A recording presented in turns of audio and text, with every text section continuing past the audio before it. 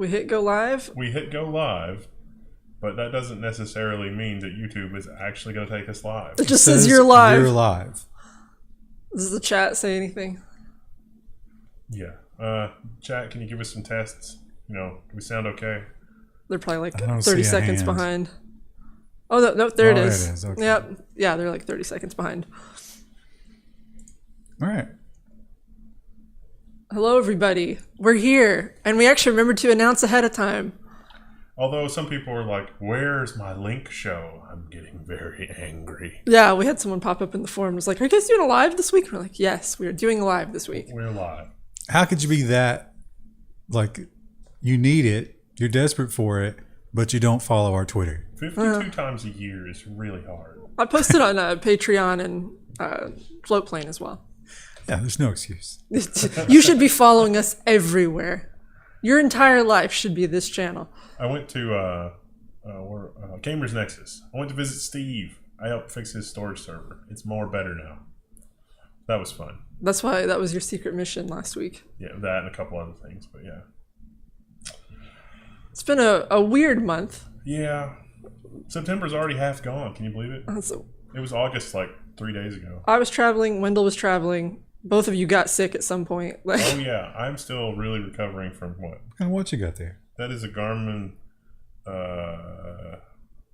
something 3. It's recording my vital stats so I can give it to the doctor. Oh, you're doing... okay. Make sure you're not dying, yeah. Diagnostic. Yeah. Oh, okay. Yeah. Interesting.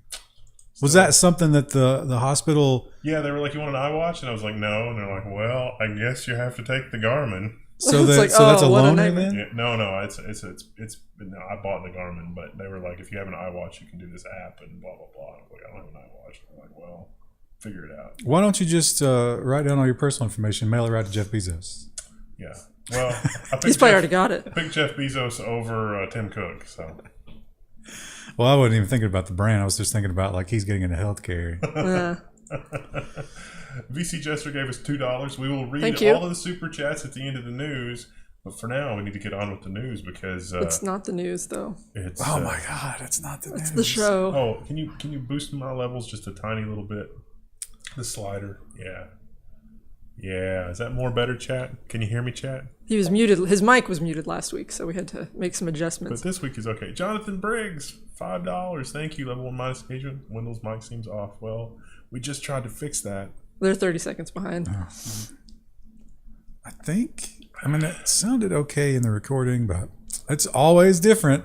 It's always changing, chat. There's a ghost in here. Yeah, you'd think that we would leave and come back and it'd be the same. Never. Well, this is the live profile too, so it's a little bit different in OBS. Also, this is a live green screen. We're coming to you live from the forests of Vermont. They want more. Okay, I guess you can give them a little more. That's all we got. How's that? Is that too that much? was a considerable movement. That seems like that's a lot. Are you red? Are you peeking? I can't see on in OBS.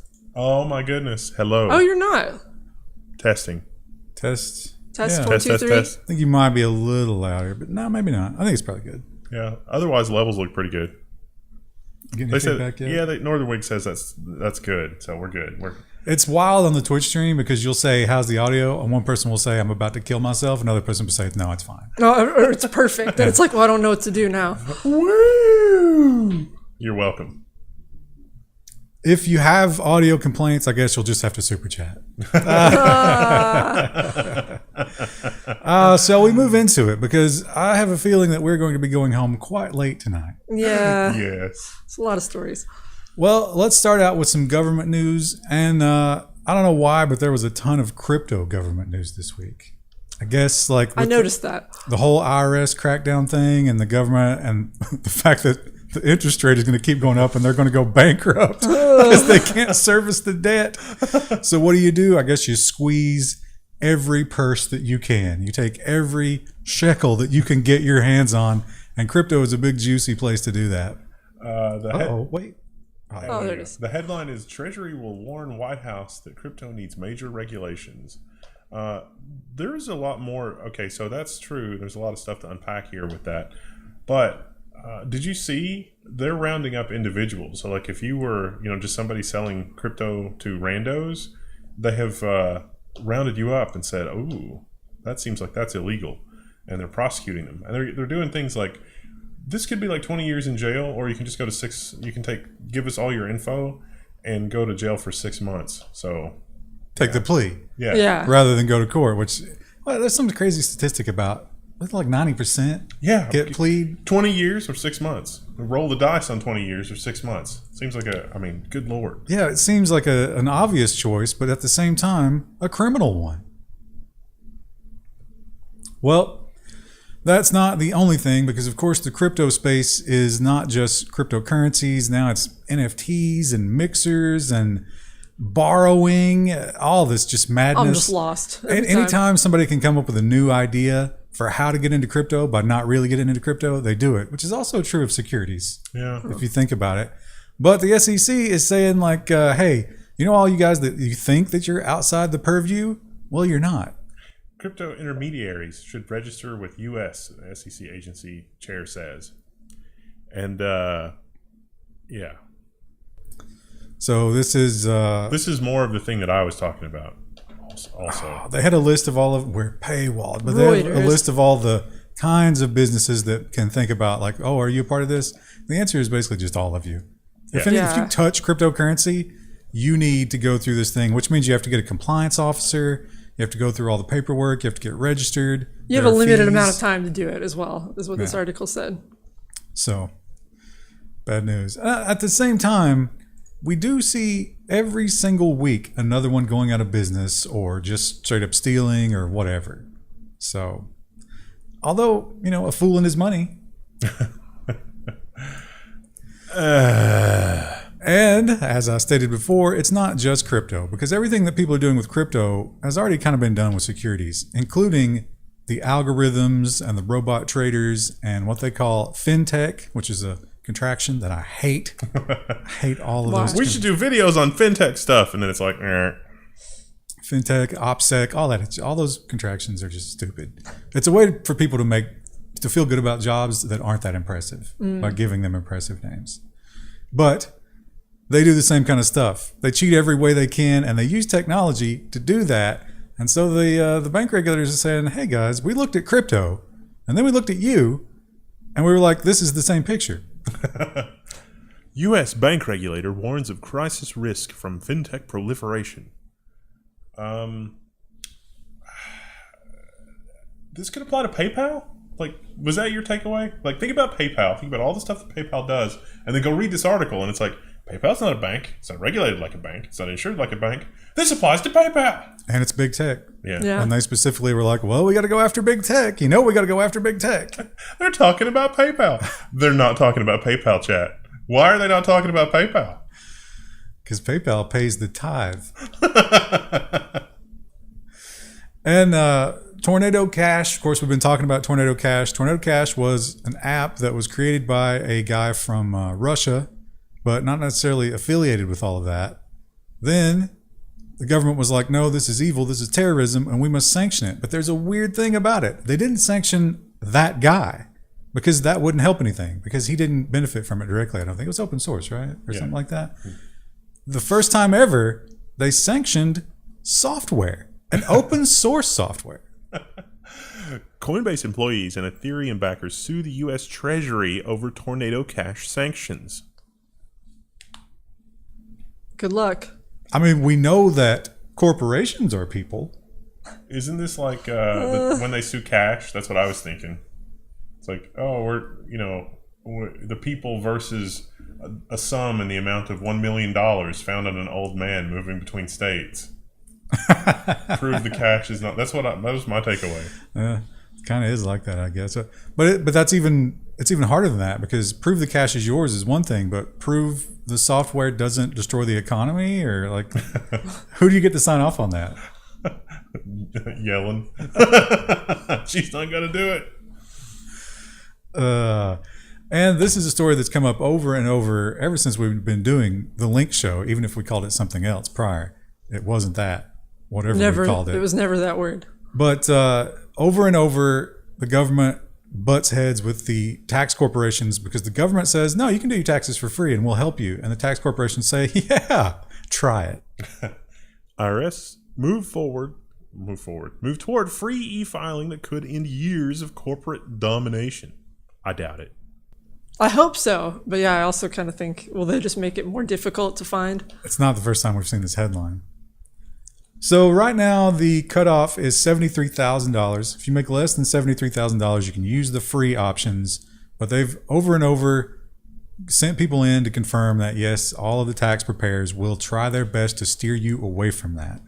But they're saying it's because they didn't have the infrastructure. Now they want to build the infrastructure, put it right on the IRS website, and bypass all those other people. However, that's a very strong lobby, which is probably a big part of the reason we'll never have a flat tax. Because that would destroy an entire industry. It's a massive industry too. They say how much it was in there, but I don't remember.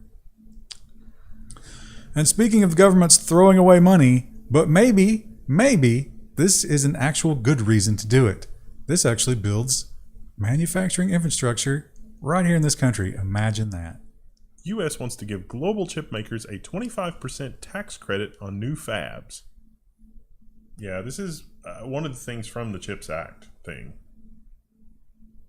It does continue to ignore the water issue. Yes. Let's build it in Arizona. Or the pollution issue. Yeah, also a big one. Well, they go hand in hand. Best friends. Like peas and carrots. We accidentally put this stuff in the water that gives everybody cancer and makes them fat. Sorry. Can you guys pay for that? For like the medical care and the trauma you've caused in those places? No. Ooh, no, sorry. No. Go buy a smartwatch and wear it, and then we'll call you back. Anyway. It's a little too real.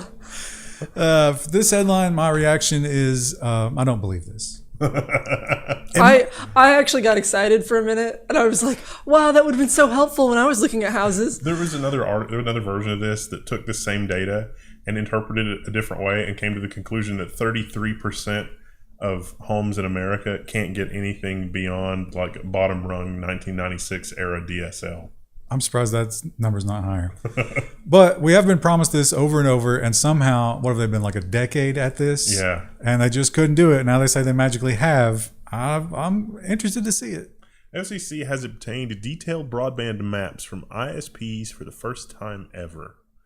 They'll be releasing it in November. So that's something to put that on your something to look forward to list, chat. Very doubtful. Now, if it is wrong, which it will be, if you are like, hey, raise my hand and say, hey, I'm on this map and yet I have no service, then they will have an FCC like open forum where you can go and post and say, this is lies. Are you messing with the scene switching? I just wonder if that makes a difference. Okay. With the audio, you mean? Yeah. Maybe The not. second recording, it sounded like it was fine. Are they complaining about it? Nah, a little. Oh. They're fine. They're Is probably it? fine. Well, it might be terrible, though. It's probably fine. We could, Live What are troubleshoot they with 30 saying? seconds behind. I get 600 kilobits just 25 miles outside of the capital of California. no, I mean, what are they saying about the audio? Also relevant, though. They are listening to the news program. They said when we switch scenes, I get a little bit lower, but I've also been yelling into the microphone, so that might help. Oh my God. We need to just burn this computer. I have been meaning to reinstall Linux on it because No, it's so that's old. not the answer.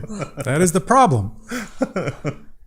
And the internet service providers, so recently, what was it, Vermont or Maine? Maine. Maine came out with a very draconian law about selling your browsing data.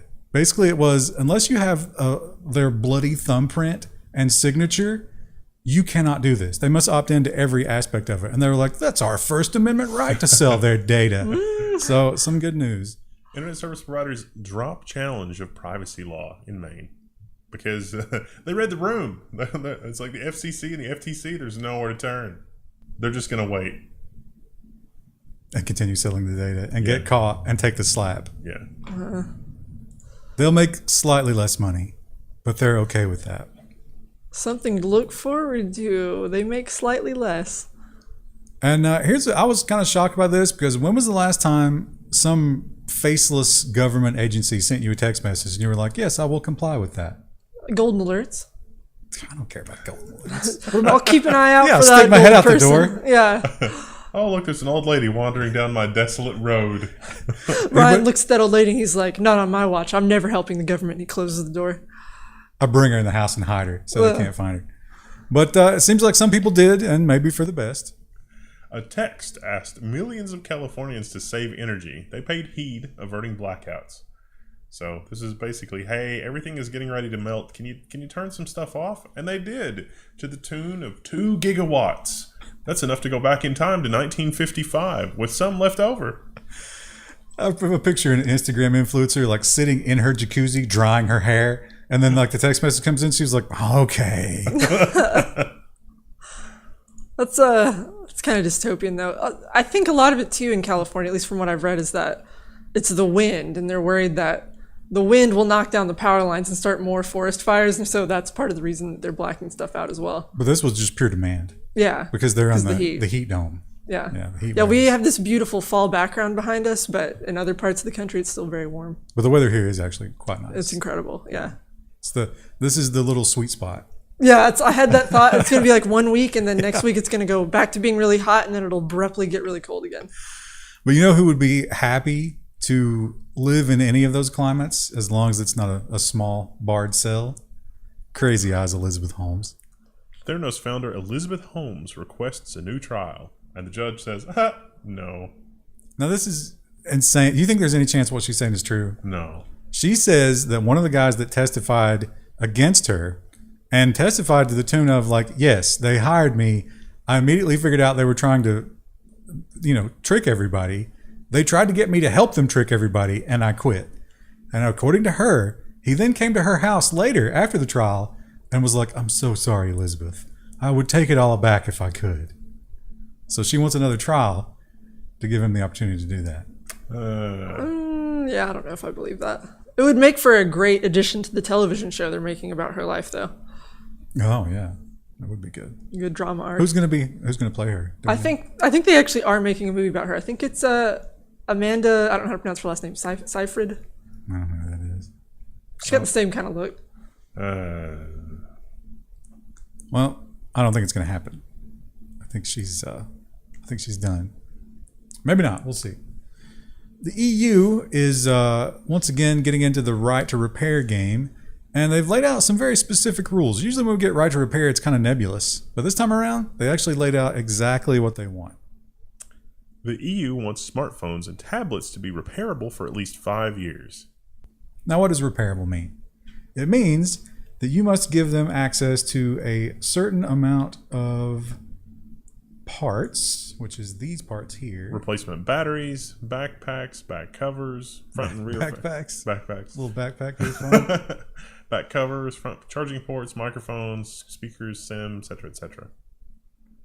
So all phone those parts, basically. All those parts would have to be purchasable individually, and for the 5 years after a phone, which a lot of companies, I'm sure, like, what was a 5 year ago phone? They probably aren't doing anything with them. Mine, I think, it's getting close to 5, I think. On the one hand, in terms of like standardization of parts, like the batteries and stuff, these phone companies don't make their own batteries. They rely on like a Chinese supplier. Yeah, but they claim they test them exhaustively. They give you battery life numbers, and that's another part of this is there's going to be a rating, kind of like on the food, and the rating's going to be like, how repairable am I? How long am I supposed to last? And all these metrics. So when you're buying a phone, you can sort of be like, oh, this phone expires in 3 years. I'll get a different one. Was the LG, I think it was the G3 or the G4, you took out 2 screws on the bottom and you could slide the PCB out. Like it was like the screen and a case and a back plastic thing, but it was all metal, or was it like the frame was metal? And when you took the screws out, you could replace the battery or the motherboard or the camera or whatever. And if the screen broke, you just got a new housing. Fairphone and all those others also do that kind of thing. I bet the engineer who designed that's been fired. He's in retirement somewhere, and they're like, "We need you again." He's like, "I'm out of that game." Yeah, the engineer who designed that should come on the Level 1 show and tell us about all the times where he went to upper management, and then they were like, "But you'll be out of a job if people don't buy a phone every year." He'll be out of a future if he breaks that NDA. This article made the same sort of comment. They're like, well, we think it's kind of a tough ask for consumers not to want to get a phone every year. And I was like, who wants to get a phone every year? Like, who's the person spending like $900 on a phone Well, every year? we're going to find out later. It's everybody that took the Goldman Sachs credit card. See also the Apple story that we've got coming up. That'll be in the next session. But you don't have to wait till another day. It's a magical It's day where it's you all can just here get today. right to it. Everybody on the live stream is getting the Patreon and or float plane experience. Except I've got 3 too hot for YouTube stories. I don't know what we're going to do there. I guess we just can't do them. Shout out to float plane. I do have the live stream link for that yet, but maybe on the next iteration of the Rolly Cart. So float plane team represent in the comments. We did post there. Float plane, put the F's in the chat for float plane. Thank you, float planers. The China situation has, I think it's smoldering a bit just because China is really having a tough time right now. Yeah. It's hard for them to attack the U.S. with, cyber attacks or steal our stuff when they're drowning and baking and, their economy is collapsing. Yeah. Although, did you guys look at the stock market today? Ours is also kind of collapsing, so. But when your enemy is down, that's when you strike them in the neck and spine. And that is exactly what Joe Biden is attempting to do to the Chinese. Reuters has the exclusive. Biden hit China with broader curbs on U.S. chip and tool exports. Now, was it last week or the week before? We covered that AMD's hottest new GPUs, as well as NVIDIA's hottest new GPUs, they're not going to China. It's forbidden. It is forbidden. And when you are in a rough spot, you're having a hard time, you can't really fight back. What you have to do is just, make accusations. You got to play the victim, and that's very effective in the modern world. This is probably true. Oh yeah. I have no trouble believing this, but I don't think that they're just now figuring it out. Yeah. Oh yeah. China accuses U.S. of tens of thousands of cyber attacks. We dug into it and found out it was hacked WordPress installations. There's a lot of university websites. Also, Hong Kong Free Press, that's kind of a sad name, isn't it? Considering. Hong Kong, the formerly Free Press. I bet if they took the name free out of their name, they would all go to jail. And speaking of going to jail. What about free-ish? Is free-ish, can we? Free-ish. China free. It's like, you talk about free as in free speech or free as in free beer, free as in Hong Kong free. It's a little different. And in India, they have a similar kind of situation. I mean, India is not as bad as China, but it seems like they're working toward it. It seems like they look at China and they're like, God, one day I hope we're as dystopian as China. And one of the big things that they're doing, of course, we talked about is if you're big tech, you got to have your compliance officer in India with the bat phone waiting for it to ring for them to say, hey, bro, you're doing something wrong. And Wikipedia got the call. India summons Wikipedia officials over edits to Cricketer's page. Cricket is some sort of sport, apparently, that's very popular there. It's just a bizarre take on baseball, as far as I can tell. Now, I think it's this gentleman right here in green. He is from the Pakistan team. And there is a Pakistani, freedom separatist movement. And they've come up with this imaginary capital that they want to create for, a free Pakistan. And they changed his Wikipedia page to say that he played for that non-existent city. And there were links to it as the source. And that was not okay. Not at all. So hopefully we're going to follow up on that. That was September 5th. We are also, another weird thing about this week is we have a backlog and a lot more days. Yeah. So our news is and we didn't want to cover some because then we won't have any stories for Friday. Yeah. The news on Monday will be really weird. Imagine you had a big plate of delicious Chinese food. And some of it was made last week and some of it was made today and they were just mixed all up. Ugh. That's what you're having right now. That's like everything at Olive Garden, probably. Their spaghetti and stuff. You think they couldn't bother to boil some water today? No. Not just take yesterday's noodles. Just put them in there. It's funny you say that, but sometimes I'll get the Alfredo from there and there is it's you get a little bit of marinara aftertaste from the Alfredo. And it's was this something they didn't clean out the bucket? Yeah, they clear out the tables. Something like that. It's just a hint of marinara. They're scraping it back in from the plates. The breadsticks, though, those are always on point. Where are we in America with online gambling? It's legal now, right? Or no? I don't think it is. I don't think it is for either. a while, and then they were doing the Bahamas thing. Yeah. I'm not sure where we are with that. I don't think we can, but in India, you can. And I think that's a recent thing, and it just exploded. Turns out the Indian people love to gamble online. Maybe a bit of a problem. India is planning to tax winners in online gaming. 27%, as a matter of fact. Oh, wow. I think that's what they said. And Was that high? a lot of people are not happy about that. Now, here's the crazy part about it. You would think that gambling, okay, games of chance, but they're saying it also applies to games of skill. So could loot boxes be? I had that thought too. Absolutely. How do you pay taxes on a loot box that has no monetary value? They'll figure it out. Don't worry. If it's a skin, you give them the shoes. Like you get the whole cool like legendary outfit, but then the 25% is the shoes. The compliance officer's always playing with the nicest DLC and outfits. It's like, yeah, I'm the man. There's a lot of news from India this week. Yeah. Hello in the chat if you're from India. And it all has to do with India sort of taking control of systems that seem to be a little out of control. It's funny though, because this story, if you read the story about the bank regulation here, and you read some of the stuff that the officials are saying in India, there's some spooky parallels. Like with the whole Fintech article versus this. Or the Goldman Sachs card. Oh, yeah. Kind of, the same deal. They're like, hey, it's kind of the Wild West and we don't know what you're doing, but we're pretty sure that there's like a big debt bubble. It's building here. It's under the surface, but we're worried. Would you say that a hot potato is being constructed? India to control which lending apps are permitted to app stores in the latest crackdown. Yeah, so that's kind of what we're talking about. The people here, the billionaires here, have so much wealth compared to, would you say, the average citizen in India, that they're just... Oh, it's astonishing. They're just creating a thing where it's like, I can get fabulously wealthy off of the misery of other people here if I just roll out my app and bankroll it myself. You know what? Now that you mentioned those parallels, what about, it's also the Chinese banking fraud thing. Yeah. Where they were like, hey, don't worry, this is completely safe, but it's all online. You don't ever need to come to the bank. And then that worked for a little while. That worked for a little while, just enough to cause everything to collapse when people actually tried to use their money for things that they use money for. To exchange, for goods and services that you need to survive. For long enough for those guys running those fake banks to be like, yeah, I got some dual citizenship. I'll see you guys later. I mean, imagine a much less successful version of PayPal, or one that was just designed to be fraud or a rug pull from the beginning. That's what's happening now. So I think India is probably kind of right to be paranoid. We have the same thing here with a lot of the apps that the SEC was worried about, except with more steps.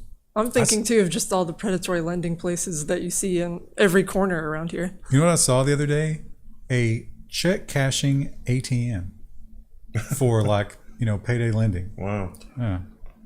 He probably takes 15%, right? Yeah. In that Reuters article, one of the things that Janet Yellen was specifically worried about was that kind of thing where it's happening so far outside the banking industry that they don't know, like the fees. Like if you get a check that bounces and it's 100% fee and the person has to deal with it, and then it's a business transaction. And like, there are technically laws that control that, but the laws only apply to financial institutions, and this is not a financial institution. So well, how do we regulate this?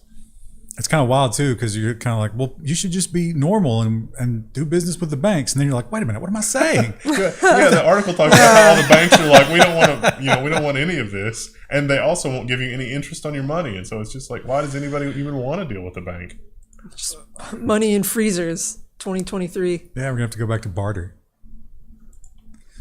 Well, Brazil has been in an ongoing fight with Apple because Brazil says that, hey, you are selling us incomplete phones. And Apple is saying, you're stupid. We love the environment. Apple to appeal Brazil's sales ban of iPhone without charger. We covered that, last week, the week before? It's been a while. I think it's been like a couple of months. Mm-hmm. Well, they actually put an injunction. Like Apple just kept on doing it anyway. And then Brazil said, no, if you're a retail store selling iPhones, you can't. Apple was like, yeah, but we think people know we have chargers. And it's like, well, the point is you shouldn't have to pay extra for something that makes your device run. Have you seen our business model? That's what we do. That's the unspoken part. RG says, do you not normally use an ATM to cash checks? No, it's like it's cashing a check outside of a banking institution. It's not an ATM. So it's like when you go to the payday loan check cashing place except you don't have to deal with another human being. Yeah. What it is you write a check and they agree to hold it for a week or two. Or a paycheck. And then they deposit it. Or some people just don't have bank accounts. Yeah. Which is like mind-blowing to me, but it's actually not that rare, especially in the poor parts of the world like we are in. Yeah. Well, because the banks robbed the poor people, but with nickel and dime fees, which is what's happening in India. And probably still happening here, if we're being honest. Now, I don't know if this is a first, but if it's not a first, it's probably like a second or third, because we hear about a lot of cyber attacks, and it's really just a lot of finger pointing. Yeah. Nobody ever does anything. But Albania apparently has had enough. Albania cuts diplomatic ties with Iran over July cyber attack. So the Iranian the Iranian group responsible for this posted like screen shares or something when they kicked off the ransomware. So the Albanian government was ransomwared. But also today I learned Albania is a member of NATO. Yeah. Oh.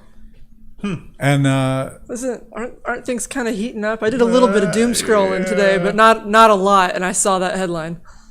I can't find the quote, but there was, they were quoted in here saying like, no, we've done our homework.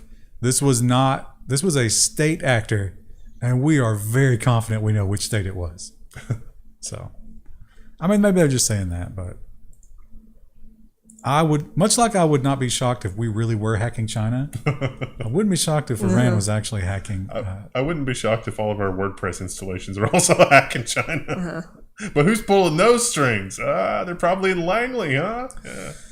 Well, when it comes to despotic governments, maybe my favorite is the Islamic State. This one is I thought this should be a nonsense. It was so silly. Yeah, well, but I mean, is it a threat? I mean, but the thing about the Islamic State, the reason I love them so much is not because I support them, but it's because they have fully leaned into, it's like, no, we're a legitimate country and you will respect us as such. And they're playing the part. Fake it till you make it, I guess.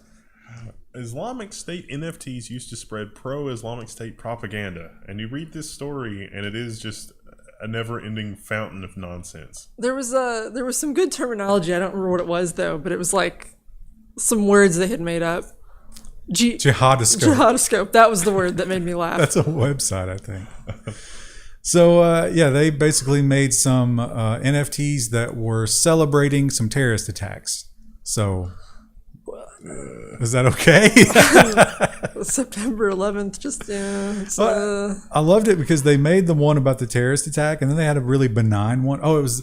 So they minted all these different NFTs at the same time, one for celebrating terror and the other for anti-smoking.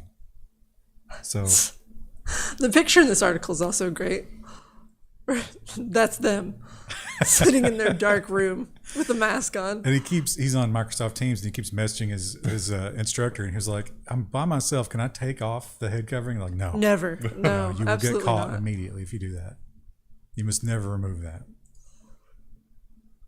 And El Salvador, it was spring, right? When they started this? Yep. Around there, just as the world was really starting to crumble. Or no, actually, it had been crumbling for quite some time at that point. But it felt like it was accelerating a little bit back in like February. But importantly, it was before the massive cryptocurrency crash.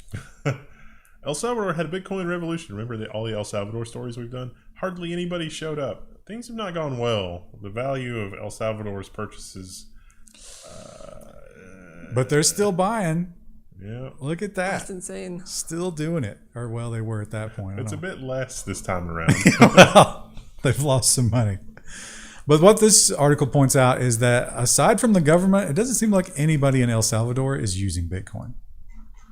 One guy made the quote that if you went into any El Salvadoran market and offered somebody Bitcoin for a piece of fruit, they would just curse you. Get your fake money out of here.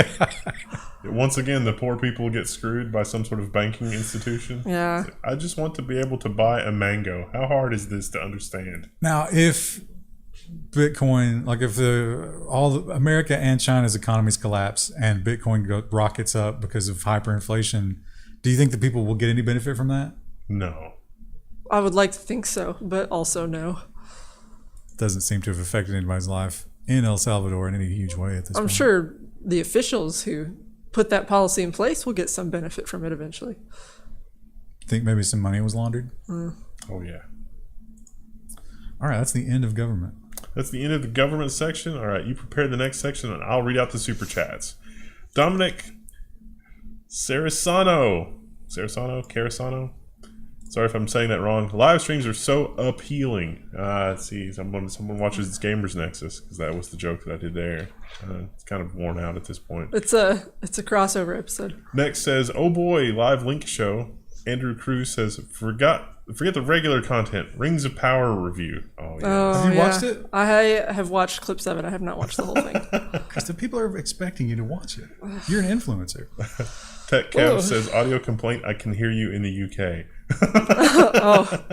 It's actually being broadcast over the funeral footage, and it's really uncomfortable for everybody there. A Bavarian Normie Pleb says, any news about the wide launch of DDR5 ECC unbuffered DIMMs with Zen 4? I have a DDR5 ECC unbuffered DIMM in the house. Turns out Dell was selling them. I got some real ones. I also have some like engineering samples that don't work.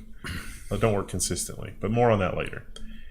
Where are all the W680 motherboards? Why are they so rare? There's not Xeons. It's only like the Xeons I think were canceled or something, because I don't know. But that'll be another thing. Oh, hey, live show, PH Gamer. Durnistrig says, woot. VC Jester says, can we get a Rings of Power watch party with lots of booze? I really want to see Krista flip the table. It'll probably just be crying. That would be fine. Micro Bujita says, I know some of you like, and then it cut off. I don't know. That's weird. PH Gamer, there's a couple of propositions in California for online gambling, 26 and 27. Been seeing commercials. Oh. And Artist says, hi, Brian. Hi, Wendell. Hi, Christy. Did he spell your name Wandel? That's my favorite. Well, yeah. C for you. Yeah. That's a lot of fun. All right, you guys ready for episode number 2? Yes. Number 2. You want to do a scene switch real quick and give them a preview? The first story's about iPhones. It doesn't matter. Preview. Yeah. So we can. I just want. Is desktop audio still present in the audio list? It looks. Like when you switch. Could they hear a video or something in the background? Audio. Yeah. No, it should be there. I don't. Because like if you look at the levels when I'm talking and they're saying stuff, like the OBS levels look fine, but I don't think it's honored. It's dishonorable. Well, you've already seen the headline at this point, huh? You don't need an intro. iPhone 14 Pro and Pro Max announced with animated notches and always on displays.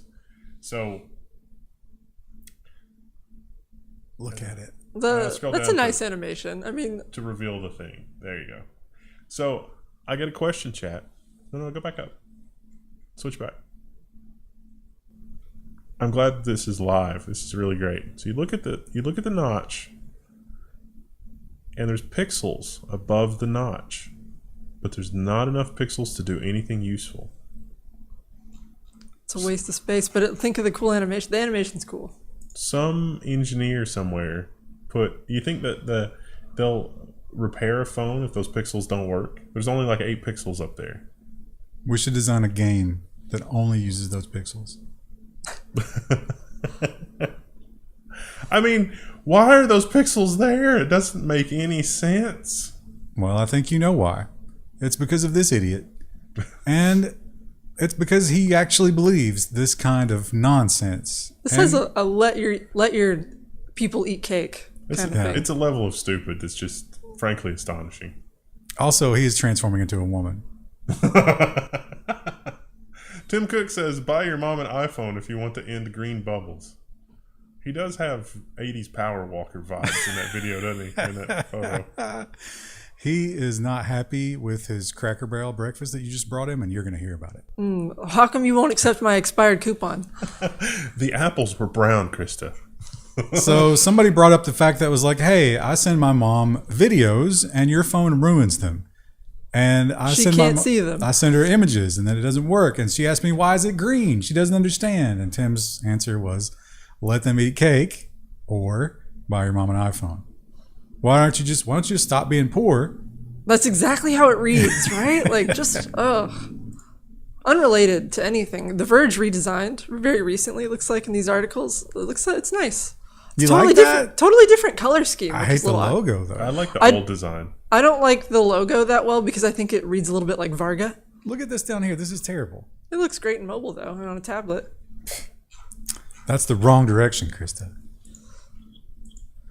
And Apple is leaning into the eSIM. They are taking more parts out of the phone. Apple removes the SIM card tray on all iPhone 14 models in the US. Okay. You can have exactly 2 carriers on each phone. So if you are a prolific infidel, what's the word for infidelity person? Adulterer. Philanderer. Philanderer is better. You have a maximum of 2. 1 baby mama, 1 girlfriend or wife. You cannot branch out further, or you have to buy another iPhone. It's just more iPhones all the way down. Get your mom one, get yourself one, get your mistress one. I'm pretty sure that if you change your SIM card more than 10 times on an iPhone, that it self-destructs anyway.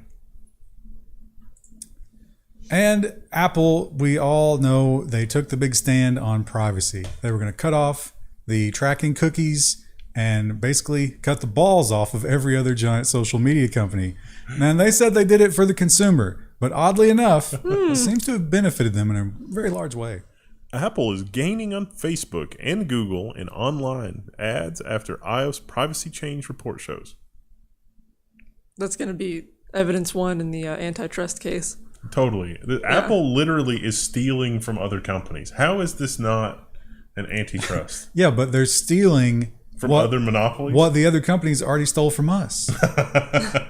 It's just theft all the way down. It would be a picture of, like us, and then Facebook's got their hand in our pocket, and then Apple's got its hand in Facebook's pocket. Oh, it's the meme where the guy's like reaching out to hold a ball, and then something else comes up behind him and grabs him. That's Apple. And of course, you have to, if you're a company like Apple, you have to pretend that you care about things that you probably don't really care about. And ESG, you got to keep your ESG score up there. How can you do that? Well, you can make the user experience decidedly worse for your users, but they will praise you for it because they're stupid. iOS 16 to gain clean energy charging option later this year. Now, how would you implement a clean energy charging option? So it charges very slow at certain times. I wondered about this and I looked into it, and I'm stupider for it. It charges very slowly, and it only charges at certain times so that it minimizes load on the grid. So let me put that into a nutshell. They stop your phone from charging. That's how it's greener. It just charges less. What do you think the best time to charge? It'd be like overnight, I guess, right? Yeah, well, I mean, That's when everyone's charging, though. So will they try to slow it down? What Like, if all the iPhones mess up the peak times? but see, it's so insane because it's not, okay, the UK's electrical grid is literally designed around tea time because everybody plugs their tea kettles in at the same time, and they're like 2,500, 3,000 watt tea kettles, and we don't really have that here in the US, but the iPhone, this is the difference between like 6 watt charging and like 15 or 20 watt charging. That's not really a dramatic difference. I'm sure if every Apple owner did this, it would offset like one automobile. Maybe. If all of them combined, one automobile offset. That's the kind of change we need in the world. And we alluded to this earlier, but if you recall, it's been a couple of years now, right? That Goldman Sachs has been offering the Apple credit card. If you want a brand new Apple device and you don't have any money, don't worry. Just buy it on credit. Now, they didn't think this through, I don't think, because inevitably, in my mind, I would think, but Apple users are going to they're not going to be very likely to pay you. These are not financially responsible people. And Goldman Sachs was like, no, they're fine. Goldman Sachs Apple business has a surprising subprime problem. So it turns out not all the people, but a higher percentage than normal of the people that are using the Apple credit card just don't pay it. And so they bought Apple devices and other stuff with the Apple credit card, and the charge-off rate is like double the industry average, which is not... they're not... See, and the really insidious thing here is that the way that Apple and Goldman Sachs got together on this, neither one of them are really losing money, but they're not making as much money. So And that's unacceptable. yeah, it doesn't look very attractive to investors. But we kind of called it. It's like, it's not really a risk because Goldman Sachs and Apple are sharing the risk. The cost of the iPhone is so low to make it versus what they sell it for, that even with all these people doing this, they're still going to make money. They're going to end up with a tax write-off. That shouldn't work like that. That shouldn't work like that at all. That means I'm paying for their risk. Yeah. Well, if you hate Apple, like I do, maybe you want to go with the other big evil and get yourself a Google Pixel phone. Google announces the October 6th event to launch the new Pixel Watch, the Pixel 7, and Nest devices. Everything that has been revealed so far was already spoiled. Also, there was nothing revolutionary here. Kind of iterative. Also, October 6th, which is just before Apple's event the next week. Yeah, good timing. And, well, here's just a flat-out lie, isn't it? Yeah. How could anybody say this and their face not turn bright red and they start shaking? I read the headline and then saw the dark, dull look in his eyes, and he knows he's lying. Pichai says Google's pro-competitive as antitrust suits loom. I don't believe think him. that's true. No, I don't. His big argument was TikTok. Basically, he said, hey, we've been trying to steal TikTok's business model with YouTube Shorts, and we just can't do it. They're too good. That's competition. I looked, not in this article, but I looked at some other commentary from him around what Amazon is doing and some other companies. And he's not wrong in some of the stuff that he says, because Amazon is doing some just hideously evil things. And it's like, hey, at least Google's not doing this hideously evil stuff. Yeah, but that's like, let's say I'm a detective and I pull you in the interrogation room and I'm like, you killed that woman. And you're like, yeah, but that other guy raped her before he killed her. And it's like, well, that doesn't really excuse your behavior, does it? No. What you did was still wrong. No. Now, Krista, you have gone on the record as saying that if you had a child, and it's been 3-4 years since then, I would say you're even more insane for believing that. But you said you will not give them a smartphone until they're what, 16? That's what I had. That's how it worked for me. Because It was a that's different when you time. start driving and actually being away from your parents. So you're sticking with that. You believe 16 is a smartphone age. I think so. Well, this guy is he's with you. He believes the same thing. However, he doesn't want to give up the emergency calls and communication abilities. So maybe this is a Tracking ability. a middle ground. A smartwatch for your 5-year-old kid? More parents say yes as a stopgap to a cell phone. This kid was 9, I think. None of my nieces or nephews have devices yet. Are they screaming for them? Not that I'm aware of. This kid was happy with the watch, but he did say that he wanted the phone. Right. Yeah. Because it's probably because his friends have it. And this guy, he said that, like I said before, he wants all the communication and all the emergency stuff and the telemetry, but he doesn't want the kid to have screen time, is what he's saying. Yeah. No screen time. That seems reasonable. If you have to do that, that seems like a nice middle ground. Though I do kind of feel it's a little bit sad that kids don't really have a little bit of time to just get lost. You know what I mean? They can go out and play and not have their parents' eye on them all the time. When we were kids, it's crazy because when I was a kid, sometimes you would just leave the house. Yeah. And the rule was come back before the streetlights come on. Yeah, and be within hollering distance. And nobody knew where we were. Yeah. But now, I wouldn't even think about that. That's madness. What's that story I sent you about the kid who almost got abducted? All the comments were like, why was he alone? And he was literally at the bus stop in front of his house. Yeah, that's... It's like, kids not have any privacy at this point? Oh my God, privacy? Well, Yeah. this kid's getting a smartwatch. So yes, his privacy has officially ended. I can't wait for this. As Wendell is being tracked as we speak with his watch. I can't wait for the smartwatch app where parents are like, oh, listen into your kid at any time. And it's like, oh, click. And it's like, you can just hear the that's so conversation sad. around everything. That was always a big plot point in young adult books was my mom read my diary. And it was a drama thing. And now that's just going to be normalized. You know what's going to be a crazy case is when the other kid's parents sue that kid's parents because the other kid was picked up and they revealed something they didn't want them to know. Well, Joe Biden has said we will destroy China by cutting off their chips even further. But we've already done that. We've already been doing that for several years at this point, and it seems like they're feeling it. Reuters has analysis banned U.S. AI chips in high demand at Chinese state institutes.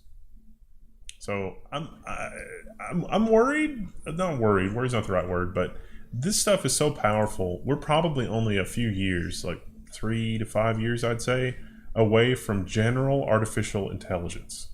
And these kinds of systems will power the researchers doing that, which is part of the reason why they're so desperate. Can you imagine AGI if China comes up with it first and the CCP gets a handle on it? So they pointed out there were some NVIDIA chips, and these universities and these schools and stuff were buying hundreds of millions of dollars worth of them a year. So NVIDIA's feeling that too. Yeah. But the school, even Princeton would have trouble affording, $250 million of GPUs. So it's like, is this really a school thing or is it something else? Well, probably subsidized by the AI programs, kind of like our government's going to do. And we have a couple of new announcements from Intel. First of all, we've got these new system on a chip. Intel details 12th generation core system on chips optimized for edge applications. So there was a question earlier about W680 motherboards. Part of the answer is in this article. There are no other pictures. Come on, the register. And we saw a little bit about this last week or a couple weeks ago, but the details were very thin. We still don't have a ton of details, but we now know a little bit more. Intel Arc GPU specs fully detailed in new video. This is kind of sort of in response or tangentially parallel to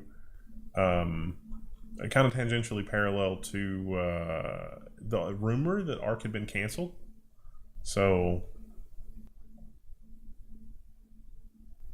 I mean, from a business standpoint, there's even questions in the chat. It's like, from a business standpoint, if you were Intel, would you want to enter a market where NVIDIA and AMD both apparently have warehouses and warehouses full of GPUs that they're willing to sell at fire sale prices, and your product is sort of we haven't figured it out quite yet? Like, do you want to be entering that market? Do you want to tell shareholders? I saw there was a pre-built PC that I can't remember what the processor was, but it had a 3080 in it for $1,200. And it's like, wow, things have changed. But yeah, what a terrible timing. We talked about that when Intel first announced that first ARC. It's like, my God, your timing. The timing's only getting better from here. But how about the timing of, well, no, this is still terrible timing because of global recession and possible depression. But hey, who has the fastest gaming CPU, right? Intel teases 6 gigahertz Raptor Lake CPU at stock, 8 gigahertz overclocking world record. Raptor Lake, who wants to be there? You're terrified of raptors. Well, when they say raptor, are they talking about the dinosaur or are they talking about the bird? Oh, that's a good question. It's not a velociraptor lake. There were other kind of raptors too as dinosaurs, right? It wasn't just velociraptor. It wasn't just Velocil. Yeah. Velocil.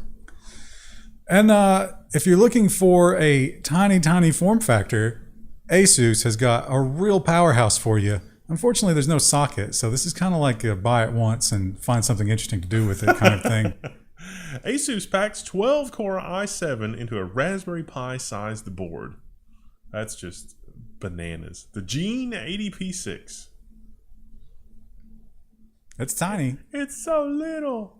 It's all processor on the other side. So, you need the giant heatsink. You know what that's going to run? AI cameras. It's going to invade our privacy, and it's going to do it amazingly well. Well, Amazon, Amazon did their earnings report, and they, as much as people kind of crapped on it, and they were like, this wasn't as good as we thought, they beat, and they made money among all this, which is great, but they have not gotten to where they are by not seeing the future. Jeff Bezos has read the tea leaves, and he's come away terrified. Amazon to close and scrap plans for more warehouses across U.S. amid slowing sales growth report. Okay, so this headline is terrible. It is like the colon at the end with the report is just Andrew Miller, what were you thinking? That might have been his editor. Let me restate it. Amazon is going to close warehouses that are currently open and staffed that have stuff, and they're canceling plans to deploy more warehouses, which includes warehouses that are basically fully ready to go, except for people. They're just like, we changed our mind. They've also, like, for their existing warehouses, they've also leased a non-trivial amount of square footage to other companies. Yeah, the subletting. Yeah. Which, don't you think, like, all the human misery that is concentrated in an Amazon warehouse, is that like building your house on an Indian burial ground? You don't want to live there, man. I mean, you wake up from your sleep and you find a piss bottle next to you. I mean, you got to figure, if somebody's working in a poorly air-conditioned Amazon warehouse and they have, like, a massive heart attack because their boss won't let them go to the doctor or go to the bathroom, or they have to use pee bottles and stuff, yes, they're absolutely going to haunt the bejesus out of that warehouse. You're constantly getting phantom urinary tract infections. You go to the doctor and you're like, there's nothing here. But it burns. It's like, that's all I can do because I can't burn the warehouse down. And when it comes to burning the warehouse down, maybe you don't need to do it yourself. Because Amazon, I think they invested in maybe some cheap Chinese solar panels back in the day, and it has not been well. It didn't go well for them. Amazon took all U.S. Solar rooftops offline last year after a flurry of fires and electrical explosions. So it turns out Amazon Basics, There's a photo there. They did a good job hiding all this, too. This only recently came out, but it happened a while back. July of last year. I don't know, bro. What do you want to do? I don't know. Let's just do it. What could go wrong? Too bad. Too bad that they lost all their solar panels as energy prices really started going up. This is inevitable, I suppose, but just, my God, the darkness. LG is bringing NFTs to its smart TVs. So yet another reason not to turn on any of the smart nonsense on your TV. But it's not really bringing NFTs to your smart TV. It's got like a QVC app channel on your smart TV, but you have to scan the code with your phone and buy the NFT on your phone. So who cares? Who wants this? Who asked for this? The same people who watch QVC. I don't know. Like, people. But old people don't know anything about NFTs. Maybe that's the market they're trying to tap. Listen, if they want to get money from old people, they have to have an AI that is reasonably convincing as a human being, which we have right now, that just lets old people talk to it. And about every 5 minutes, it's like, hey, will you buy me a coffee? Okay. And it should be Andy Griffith, deep faked. Yeah. The Andy Griffith anti-loneliness AI. That's somehow really dark and sad. Though I think at this point you'd have to choose a different television star who'd be more relevant for a new generation of oldies. Who do the oldies right now love? I think they would still be into Andy Griffith, right? Dick Van Dyke's alive. We can get the release. We can go to him with a suitcase of money and get him to permit the use of his likeness after death. There's no way he needs money. So he would have to be a really terrible person to agree to that. It's like, oh, Dick Van Dyke bot. It's like, Mom, why do you need your... It's like, oh, Dick Van Dyke bot said he needed my credit card. It's like, okay. He said he couldn't talk to him anymore because he was hungry, and I had to DoorDash us both some McDonald's. You said I should be going out more. There's just like McDonald's special sauce just smeared all over the TV. Oh. Matlock wanted Szechuan sauce. What could I do? And this almost seems like a joke to me. These are so awful, and they do so little.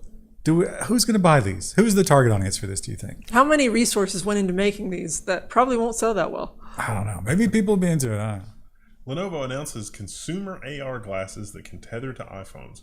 One of them was like the Think Glass X1s, and it's just a 1080p screen. It's not even augmented reality. It's just a 1080p screen and glasses that you wear. I could see that. Like, it's just a normal monitor. You put in glasses like you're on an airplane or something. That sounds pretty good. Now, you're thinking like, well, it's not sitting on his nose. It looks awkward. And it's because this band is an elastic band. It's like strapped onto your face. It's probably because it's like a mannequin head too, but... Well, listen, Huxley specified this in the manual. Aldous Huxley. Yeah. So it says they can be tethered to an iPhone, but what they should have said is that they have to be tethered to a device. There is no wireless communication. There is no battery. Everything comes from the device that it is wired into, which just seems silly. Yeah. Oh, this one is missorted. It's another Amazon story. Well, Amazon, we know that they lost their union spat, and they immediately appealed it, but the appeals didn't seem too convincing, and it seems the judge agrees with that. Labor Board rejects Amazon's objections to union victory. Amazon's argument here was pretty thin, if I'm being honest.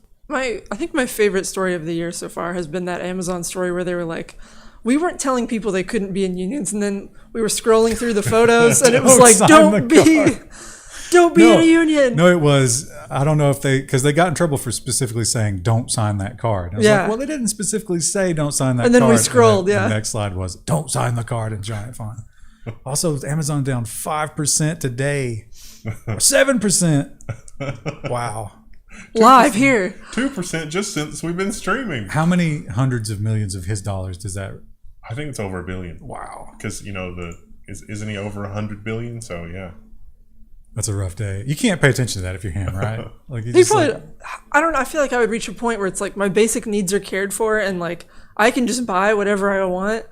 But maybe if you're that kind of person, maybe you sit and really obsess over that number. You would also stop like being a monster, like corporate overlord at that point. Yeah. But he doesn't. He likes it. Oh, that's unsettling. And this one, I'm not going to say for sure that I said I told you so here, but I bet when we originally did these stories, which was like, 2017, 2018, something like that. It was like, this is how this is going to play out. These are all lies. This will only be bad for the consumer. And they specifically, line by line, laid out like, no, this is what we expect to happen and not what you're saying. Every single line has been contradicted at this point.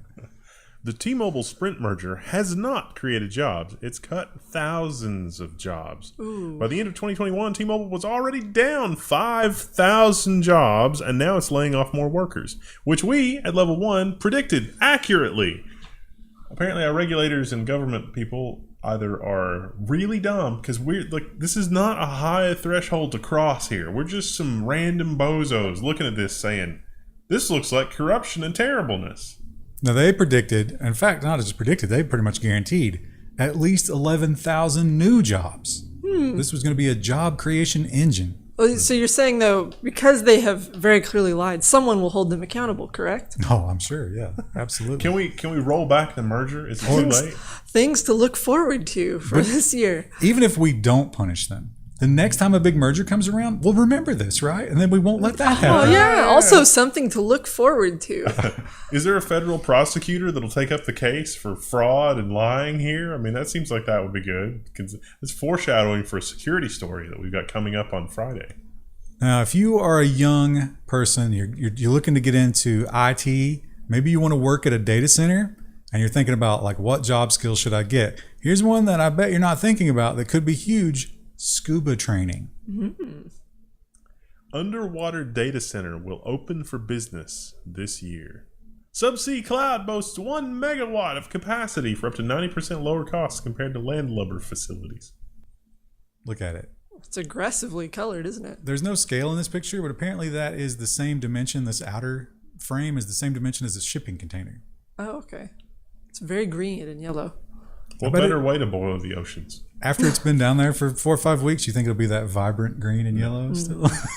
Did you see the pictures when that Microsoft pulled theirs up? It was not exactly new. A little barnacle-y at that point. It was worse than most eBay listings. Can you imagine what a paradise that is if you're a barnacle? It's like a warm, unmoving metal thing to just attach to. Barnacles are like the cats of the underwater world. They just want to be on that nice warm computer. Gently used, some rust. Now, they claim that this is going to be 90% cheaper because they don't have to do any like zoning, licensing, permits, and how could you not have to do any permits but just dump stuff like that in the ocean? Yeah, just throw it in the ocean. Isn't that littering? They're just littering. Whether it's cadmium or data centers, you just put it in the ocean. It doesn't matter. Radiation? Who cares? Now, the downside is you are looking at best case scenario, and we all know that it won't be that, 8 to 16 hours to upgrade your equipment. And that's if you're the only customer in that center. If there's other customers, you probably have to wait like 3 or 4 days, right? You got to schedule it way out. Of course, most data centers aren't just going to cater to that. Although if it blows up, they usually will. So, delayed gratification, save a bunch of money. That's going to be a cool thing for the Raiders in the Wasteland to find. Like just the old husks of the data centers that were in the ocean. They'll just strip it all for copper. Yeah. We can harvest all the SSDs out of this one. Yay! After the fall of society. They won't even know what an SSD is. How long, let's say society does fall, how long does the inside of that data center stay sealed against the efforts of nature? The Titanic, there's some recent pictures of the Titanic. It's almost gone. The stuff in the ocean has almost completely eaten it away. It's going to be unrecognizable in another 20 or 30 years. What year was that? 1923. Is that right, chat? But Was it the 20s? I thought it was like the 10s. Maybe I'm wrong. The water invaded both sides of that immediately. Yeah. We have a sealed chamber. And it Could be different. Well, this one, there wasn't a ton of meat on this, but it's just kind of like these guys are the bellwether. If these guys are doing bad, we're all going to be doing bad. The canary in the coal mine, if you will. Factory slowdown in Europe and Asia is a warning for global trade. It didn't say is a warning. It just said is warning. Another terrible headline. They had space for it, too. So this is... 1912. Thank you, chat. They're showing the Taiwanese manufacturers index here, and then you can see it's not looking good. We're heading back down into 2020 levels. This is a good time to remind everybody that the KVMs are mostly in stock. Store.level1text.com. The only ones we're out of stock on will be in stock in about a week. I just need to get a little bit more work done, and then there'll be a fresh batch of, I think we're only out of the dual monitor quad input. But everything else should be in stock. This I could not send this story when I saw it to Krista fast enough. Because I've been asking a lot of people, what are you looking forward to for the next 6 months to a year? And every time something comes up, something like this happens, it's like, let me just cross that one off because I'm not looking forward to it anymore. You know what I'm looking forward to? Right around Christmas time, I think I might indulge myself, have a steak. Have some alcohol for the drunk. I will not be enjoying steak. Oh, that was insensitive. I forgot. How rude. I tried having some bacon. That did not go well. Well, listen, you've eaten peanuts in front of me. So, yeah, it seems like Overwatch 2, it's at this point, you think, well, there can't be any more bad news. Yeah, it can't get much worse. They've right? done everything they can to destroy this IP. Jeff Kaplan is gone. They're not releasing PvE at the same time as PvP. The new UI is kind of meh. The new hero reworks aren't very good. It's going to be the same game. And they're removing a tank slot. It can't get any worse. And yet, Blizzard would be locking Overwatch 2's new heroes behind a battle pass. Do you know who the new hero is? Did they hype it? It's I don't know her name, but it's like a new support who's like a fox kind of character. So they're in the Twitter exchange down here. They're basically saying well, you can still grind and get them. And this guy asked a question. He was like, yeah, but what if I miss the event? The time, yeah. And then can I eventually grind? And that was not answered. So I haven't been playing Overwatch really. I'm just sad because I know Overwatch 1's going away. And I'm never going to be able to play it again. Chat wonders, what's a tank slot? Oh. So in Overwatch, it's 6v6. So on each team, you have 6 players. In Overwatch 1, there's 2 tanks, 2 healers, and 2 DPS. The tank is the person that takes the damage. Right. And so in Overwatch 2, they're removing one of the tanks. So it'll be 5v5 on each team. You only get 1 tank. And that really sucks as someone who liked to play off tank. So now you've just confused them further by introducing the concept of off tank. There's main tank and off tank. Listen, go watch some strategy vids. Actually, don't because the game's going away. Our next story is another thing that we predicted. Here's what happened. streaming came about, it revolutionized everything, and people were like, we love streaming. And then the old TV companies woke slowly, and they were like, we must absorb this. And they did, and then they just transformed it into... Shows really live and die by like hype. And if you release it all at once, you can't build that hype week to week. OBS Studio reconnection successful? Did we drop? Oh, Uh-oh. yeah, we might have.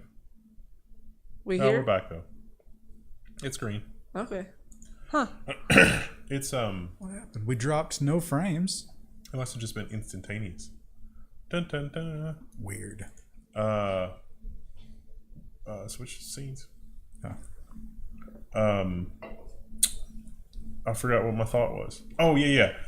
The thing that was in our prediction was that as Netflix faces competition from all these other streaming services, a show comes out on Netflix. You subscribe to Netflix, you watch all the shows, you cancel your subscription to Netflix. Can't do that if the show comes out weekly and there's like 20 episodes. Mm-hmm. Well, You could do it at the end, which is what I do. But they almost better than always one. do like 6 to 8 episodes. They don't even do long seasons anymore. It's always just enough to get over a month. The same thing happened with ads, remember? Yeah. Netflix was like, oh, we don't have ads. That's the great thing about it. And you're like, yes, I agree. I will pay you to not have ads. And then they're like, well, everybody else has ads, so we now have ads. Disney. It's time to pirate. Disney is... Actually, we don't officially condone pirating here at Level 1 Techs. But, you know, sometimes if things just appear on your hard drive. Sometimes if things just appear on your hard drive. Now listen, there is 0% chance I will ever give Netflix any money, with or without the pirate hat. So I'll do without it if I have to. When the ISPs eventually win, and I have constant surveillance on my IP address, and I'm not allowed to use a VPN because that's illegal now. Yeah, I'll just read more. I'll go outside. I'm looking forward to where you're just using a Google device that, like, you go into a new room and Google is like, I have detected a device that I am unable to scan. I'm going to shut down until you leave that room. Spotify does that. When I get out of the car and just pause the music and come in the house, it's like, no, you're still listening on the phone. I know you are. Don't try to bullshit me, buddy. Oh, Lord. Oh, man. How many Assassin's Creed games have there been at this point? A lot. What was the 10? last one? I don't know. I remember the only one I never played it, but I had a cousin who really wanted it. I think I got him Black Flag. That's the last one I remember. It's a pirate one. I think that was the fourth one. Was it? How many Yeah. are we in now? Oh, at least That was 8, years right? ago. Yeah. Anyway, there's a new one. And, of course, it's got loot boxes and all the usual nonsense. And so the European board, they're like, hey, we warned you about this.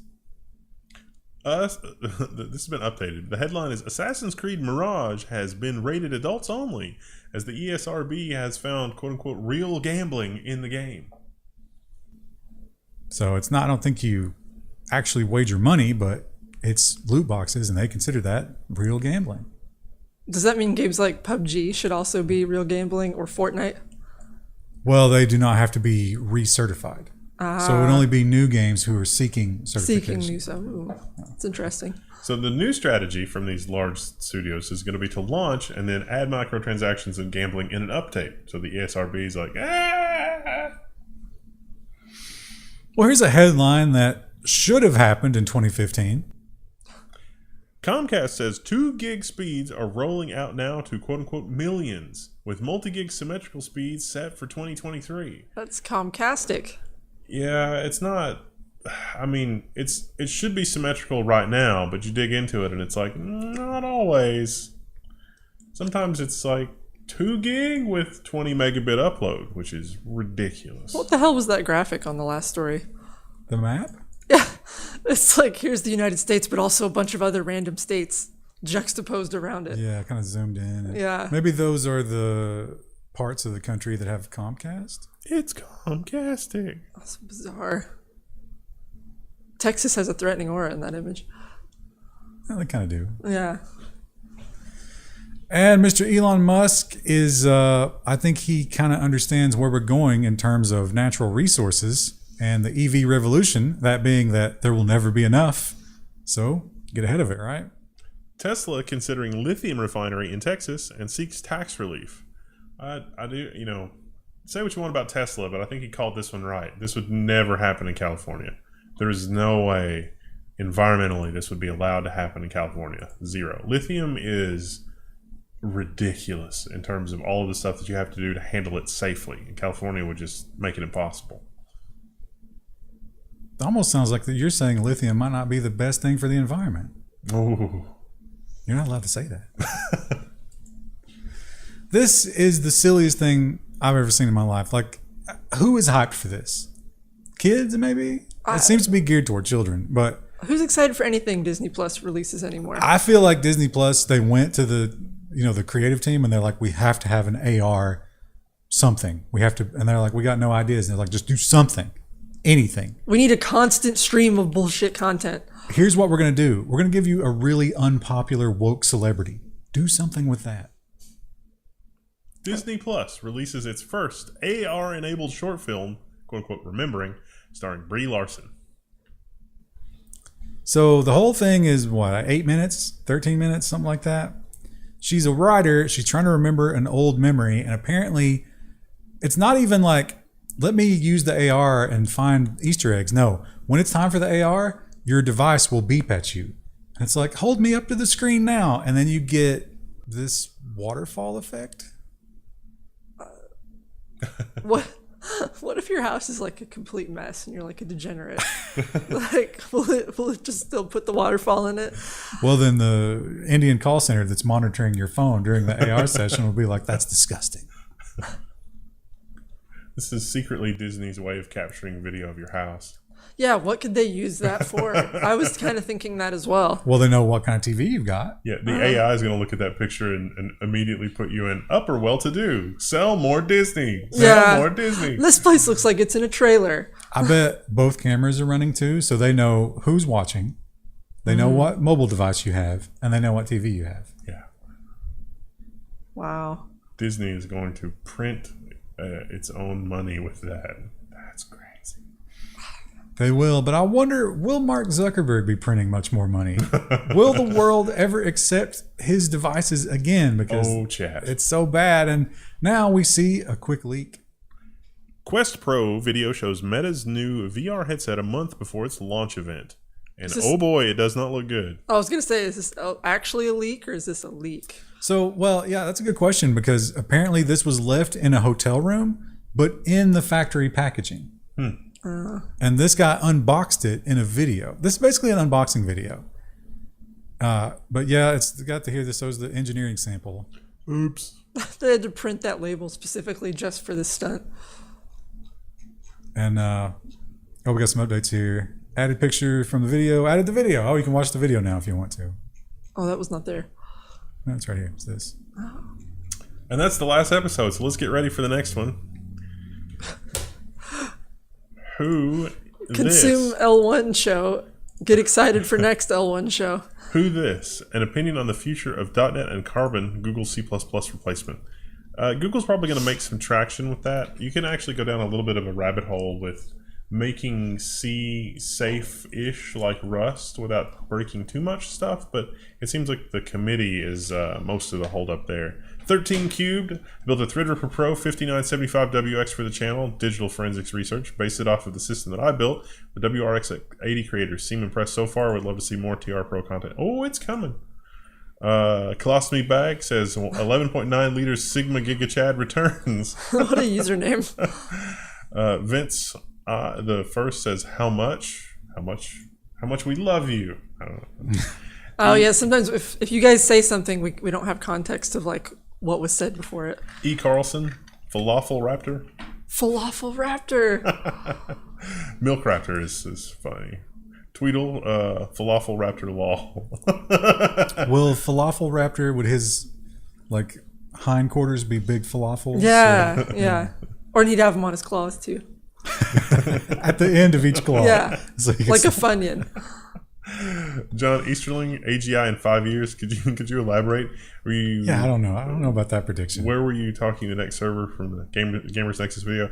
I've seen some closed door demos that absolutely melted my brain, and it's that maybe we could do a video on that because there is like it's coming faster than anybody expects. I think Pajak the Blind says, thanks for the level 1 links weekly beauty pageant where the links are judged by their content and not by the link themselves. Ryan, your take on Rob Dama's rotary Corvette. Rob Dom's rotary Corvette. Is that one of those like the Nissan engine? I don't know. You're asking us like we know anything about Corvettes. Me and Wendell are not the person. No, to ask. Corvette doesn't have a rotary engine. That's not a Corvette. That's just somebody's kit car. And Raleigh Cockrell says $2. Says $2. Thank you. Thank you. Thank you all. That's the nicest thing anybody said in the chat. I'm completely out of water. That could have been really. Like if it was not empty, that could have been bad. How far? You got to go downstairs to get more water? No, I'll deal with the tap water. It's fine. You crazy? You're already sick. Yeah. It's probably from the tap water.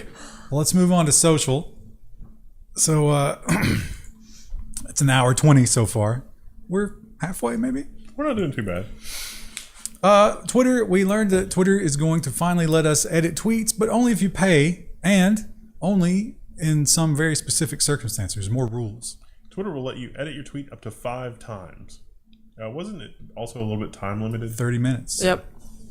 Which that seems like that's probably a good move because it allows you time to fix a typo, but it doesn't let you change the entire context as easily. I don't know that we need that. An edit Do button? we need that? Yeah. That's kind of nice.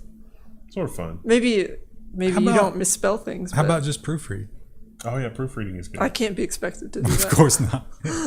Oh, I forgot. There's a button that I can hit on the thing. Oh, will it make the comments pop up in the corner? What does it do? What's it doing? It inserts an ad. Oh. Oh, we're running an ad right now? Does it not show up here? I don't know. Are we not actually running an ad and we're just staring at the screen? I hit the We're button. supposed to be entertaining a chat room. I don't know. It's fine. There's nothing to tell you when the ad is over, so how we know when to go back to, or does it just put us at the end of the ad? I think it just puts us at the end of the ad and it goes on. But then we don't have real-time feedback. I'm lost. The YouTube UI continues to astound. USS Liberty Incident says yay ads, which may be commenting on us commenting on things, or Yeah, I don't know. Do you think it's safe to? yeah, we should be safe to continue. All right. So Elon Musk is definitely trying everything in the world. He's throwing everything and the kitchen sink at this lawsuit. It's like, please let me out of this. I do not want Twitter. I have changed my mind about Twitter. And they are doggedly saying, yeah, I saw that the majority of the shareholders voted. And they're like, yeah. let's sell it. Let's do it. Yeah. And he has found a new thing to complain about. Judge rules that Elon Musk can use Twitter whistleblower claims. This is updated from earlier because the judge wouldn't let him delay the case, but he is going to let him use the stuff that guy's saying, which he testified today, and we will be covering in next week's news. His testimony wasn't anything wild. Like, we already knew what he was going to say. Yeah. And we already knew that they would deny it. And that's exactly what happened. Yeah. But see, it's funny though, because that guy is basically unassailable. Like, his reputation is really, really good. And Musk's lawyers are going to dig up some of the stuff that they did trying to dig up dirt on that guy, and they're going to look even worse. But more importantly, they NDA'd that guy. Yeah. But you can't NDA whistleblowers under these new laws. So they made him sign an NDA that was like, okay, unless you do this exact thing, you can never tell anybody. And he did that exact thing. Testify before Congress it's like, if Congress calls you to testify, that's okay. So that's kind of an admission of guilt on their part too, because they're like, well, you're not wrong, but you have to never tell anybody. Yes. So, and of course, this was not the first attempt that Musk made to try to just get them to call the whole thing off. However, I feel like this is another Elon Musk hit piece because he was clearly joking here. Maybe not the best humor, maybe a little bit of robot humor, but I don't think he was serious about this. Ars Technica says that Musk cited possible World War III as a reason to break the Twitter deal text show. So the lawyers from Twitter, I saw the thread that describes the entire exchange, and they really did just take a little tiny piece of it. So yeah, what he was saying was, hey, Russia just invaded Ukraine. It's World War III. Can this wait till Monday? Which is how I felt about, everything. But the answer was no, nothing could wait. And in hindsight, it shouldn't have, because the world keeps spinning. for now. Things to look forward to. The world stopped spinning. This also was a little unexpected. Disney is being as forthcoming as it is. Well, Disney did have the opportunity to look at Twitter just like Mr. Musk, and it turns out they also did not like what they saw. Why Disney didn't buy Twitter. So this is a really interesting article on Vox.com, but I'm thinking that Disney ran this so that Musk's lawyers could use this information in their lawsuit. But one of the things Disney said was, yeah, there's a lot of bots, but we didn't really care about that. It's just that people were terrible. Disney's like, we use bots all the time. Yeah. We're fine with the bots. We need to turn around that public sentiment about Song of the South, deploy the bots. Yeah. And they were right, I guess. If you're looking for magical happiness, Twitter is not the place to go for that. Not the happiest place on earth. No. Twitter is not that. How much happiness would you have to squeeze out of Mickey Mouse in order to offset the awfulness of Twitter? It would just be Mickey pulp at the end. Like there would be no Mickey left to squeeze. Isn't it already? Yeah. And Facebook. So, we always hear about these lawmakers who call in, like, I want to call in the social media people. I want them to testify. It rarely amounts to much, but there was some really fireworks from this one because they got down to the engineers, and they're like, hey, I have a technical question only you can answer. And they couldn't. Facebook engineers, we have no idea where we will keep all your personal data. In a discovery hearing, 2 veteran Facebook engineers told the court that the company doesn't keep track of all your personal data, meaning that they don't know where it's physically stored. This makes sense if you have a cluster of thousands of machines spread across multiple data centers. It's like your data might be in Atlanta and Los Angeles and New York, one of the two. I don't know that it was necessarily geographic, right? Like he was just saying, like, who can tell me how much it all encompasses, where it all spreads, like which part of Facebook has this, this, and this. And his answer was, well, yes, I am the person who would have known all that. Like I'm deep in the system, but you would have to go to the ad part of Facebook, and I have nothing to do with the ad part of Facebook. And I'm sure that when they go to the ad, it's going to turn around. Well, you have to talk to the engineers. But what I took from that, it was like, yeah, he takes the data and then gives the fire hose to the ad people who make money from the data. But once he gives it to them, it's out of his hands. They're the ones who connect the dots and say, no, we're not going to sell things to black people. But then the Congress guy was like, well, who do we talk to at the ad department? Like, who's the one person in the ad department we can get? And he was like, no, that definitely doesn't exist. There's no one person. It's more of like a hive mind. Yeah. Billy, did you let somebody file an ad in this subdivision to say no Asian people are allowed to live in this subdivision? How did that happen? It's like, I don't know. It's a funny story. I put a slip of paper under the door, and then it assimilated it into its mass. Yeah, those are both things we know Facebook deliberately did. And the quotes in that article, you should read that article just for that guy's quotes, or I guess listen to the testimony, because it's amazing. Because at one point he was like, well, what about like a flow chart or a diagram, like a documentation for how you lay out your systems? And that guy was like, yeah, Facebook doesn't do that. That we feel that the code itself is the design document. And they're like, well, that's crazy. And he was like, yeah, when I started, I thought it was too. You guys comment the code though. And he's like, what's a comment? And Facebook, of course, real. They have in past years gotten in trouble for political advertising, selling political advertising in racist ways, maybe taking one side over the other, and they've gotten a little bit of trouble for that. Judge rejects Facebook's attempt to declare Washington state campaign ad law unconstitutional. So this is not looking good for Facebook. They're probably going to be found guilty here because they definitely violated the law, as I was alluding to earlier. How dystopian is this header image, right? Think like you look at that and you brush over it, but wait a minute.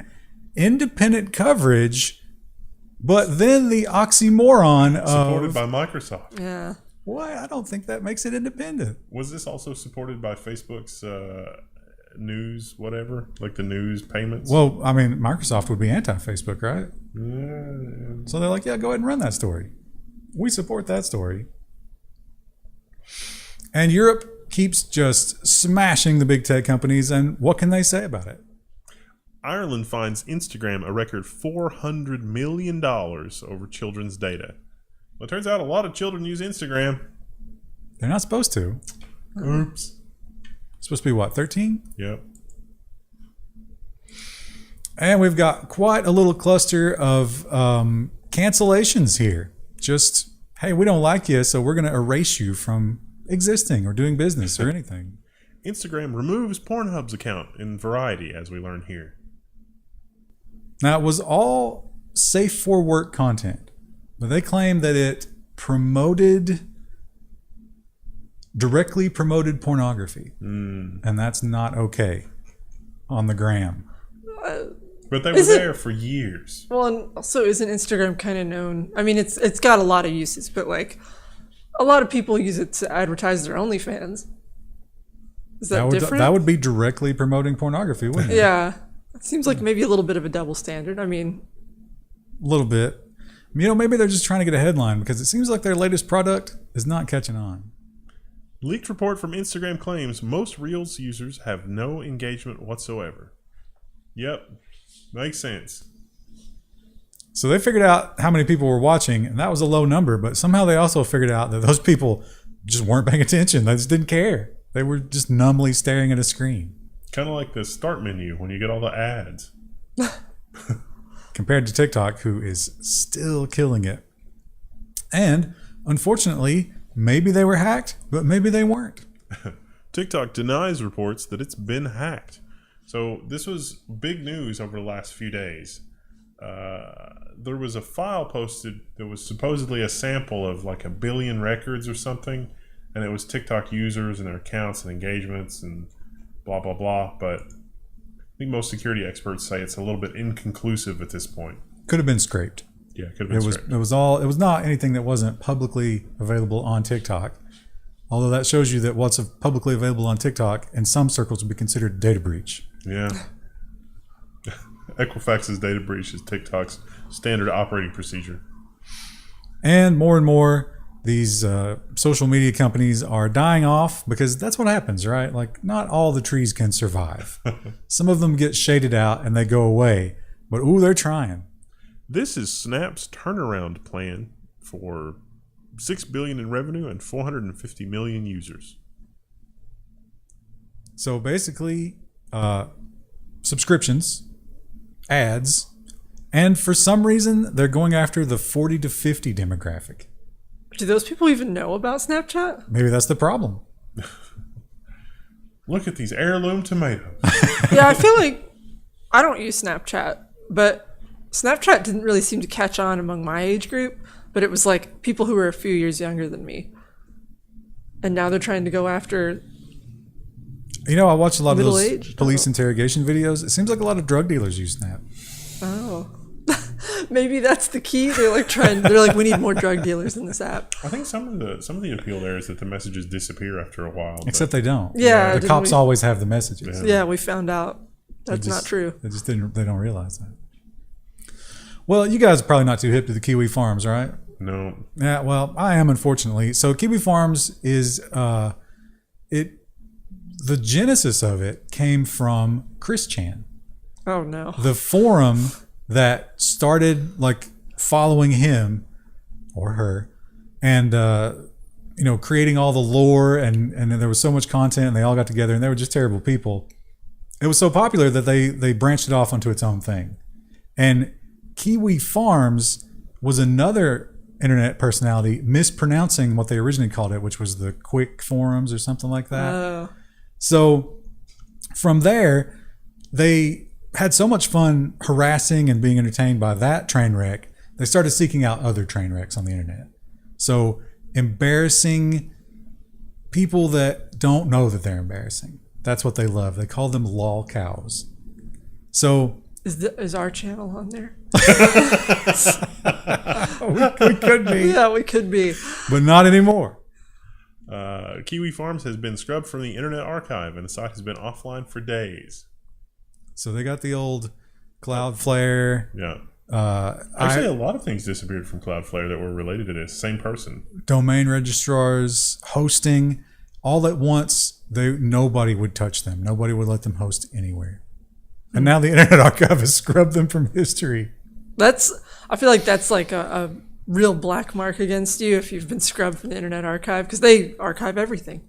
I mean, I read a few posts on there, and it really is just, it's some darkness. Yeah. But we have to allow the darkness. That's freedom. You explaining how all the backstory there, you kind of had the air of like Charlie from Always Sunny, where he's like, that's exactly what it is. Yeah. Now the big conspiracy theory is one of the girls who was trying to get Chris to kill himself. Right. And catfishing him and driving him toward these horrible acts, and maybe even encouraging what he did to get where he is now. She was the daughter of a CIA guy. And there's a video of him at some big like security conference talking about how they have to do this exact kind of thing. Wow. And she was, they found video of her like killing little animals and stuff. I mean, this really is. It's a rabbit hole, but it's an entertaining one. There's so many layers here that every time I'm like, anytime I ask what you've been watching and you mention something that's like, oh, I don't want to know. Call the Vogans. Tell them the highway is ready. And this one's almost too hot for YouTube, but we'll throw it in there because it has happened. And hopefully in the next, well, this was September 7th. So in the next 14 days, things to look forward to. We should see these. Fauci and Jean-Pierre ordered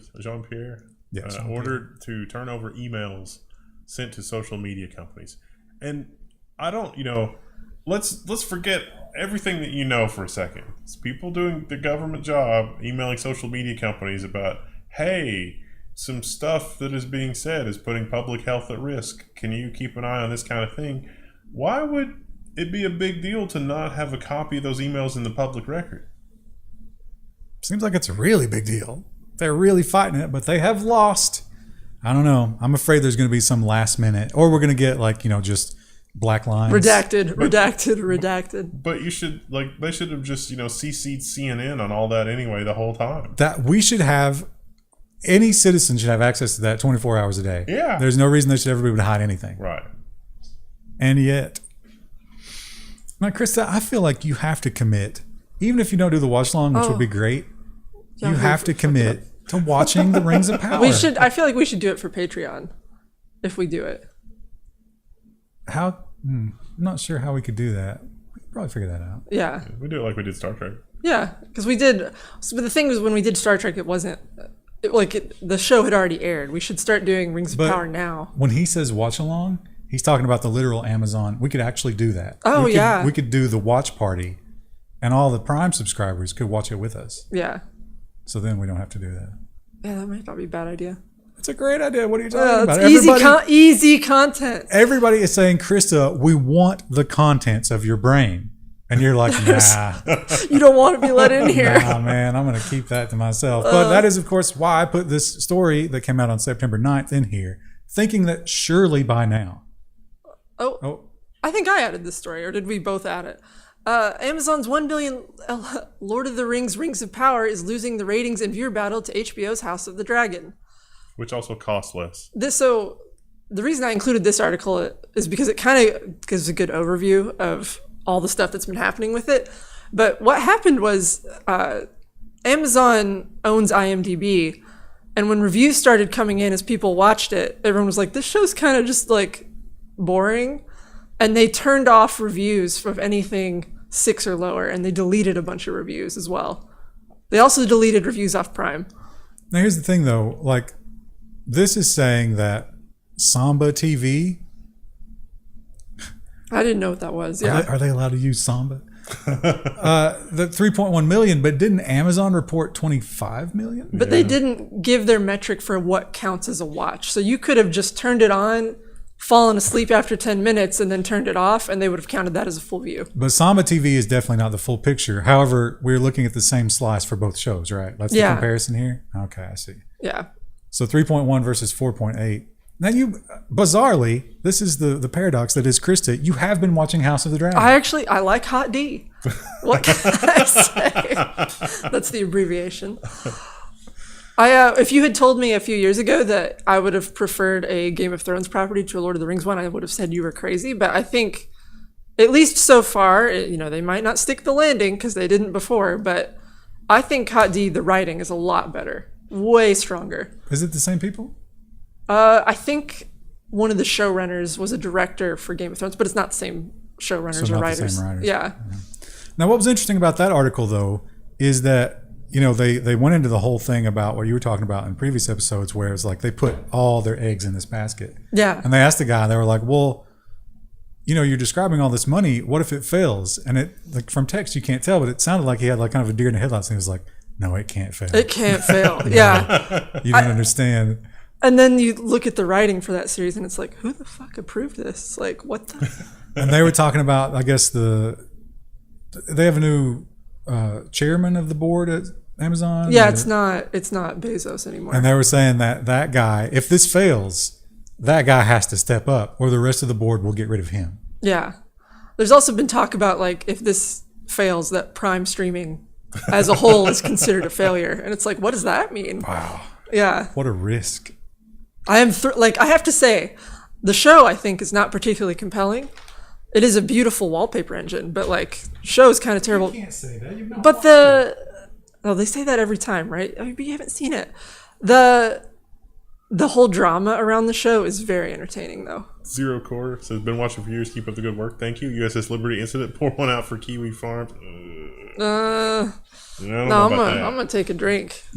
Get some water. Even if we're against them, you have to support the free speech. I mean, I admit it was one of the darkest places in the world That you've ever been on the internet? There are people there who are just doing monstrous things. I mean, as awful as Chris Chan is, to try to convince him to kill himself for just fun. That's awful. And they found the Discord. They hacked their Discord and found all the chats. And I mean, it's entertaining to read just because it's the worst of us. And you get to. This reminds me of when you had that thing where you were really into the shoplifting subreddit.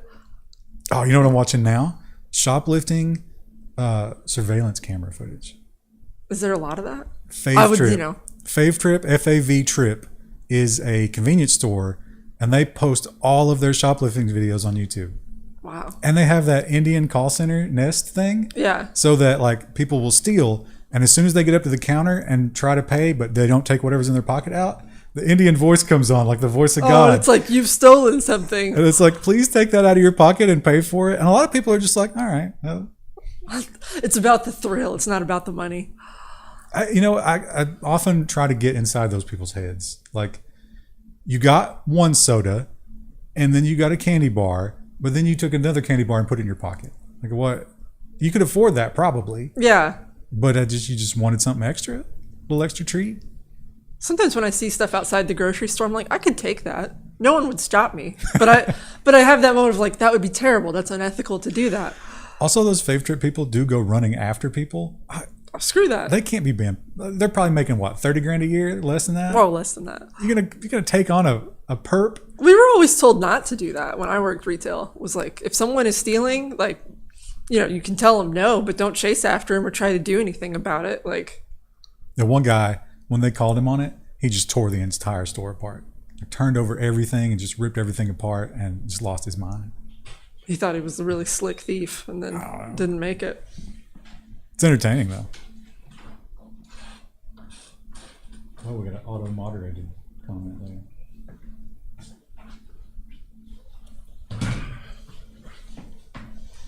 Yeah, I didn't know what that was. That full context of that. That is terrible.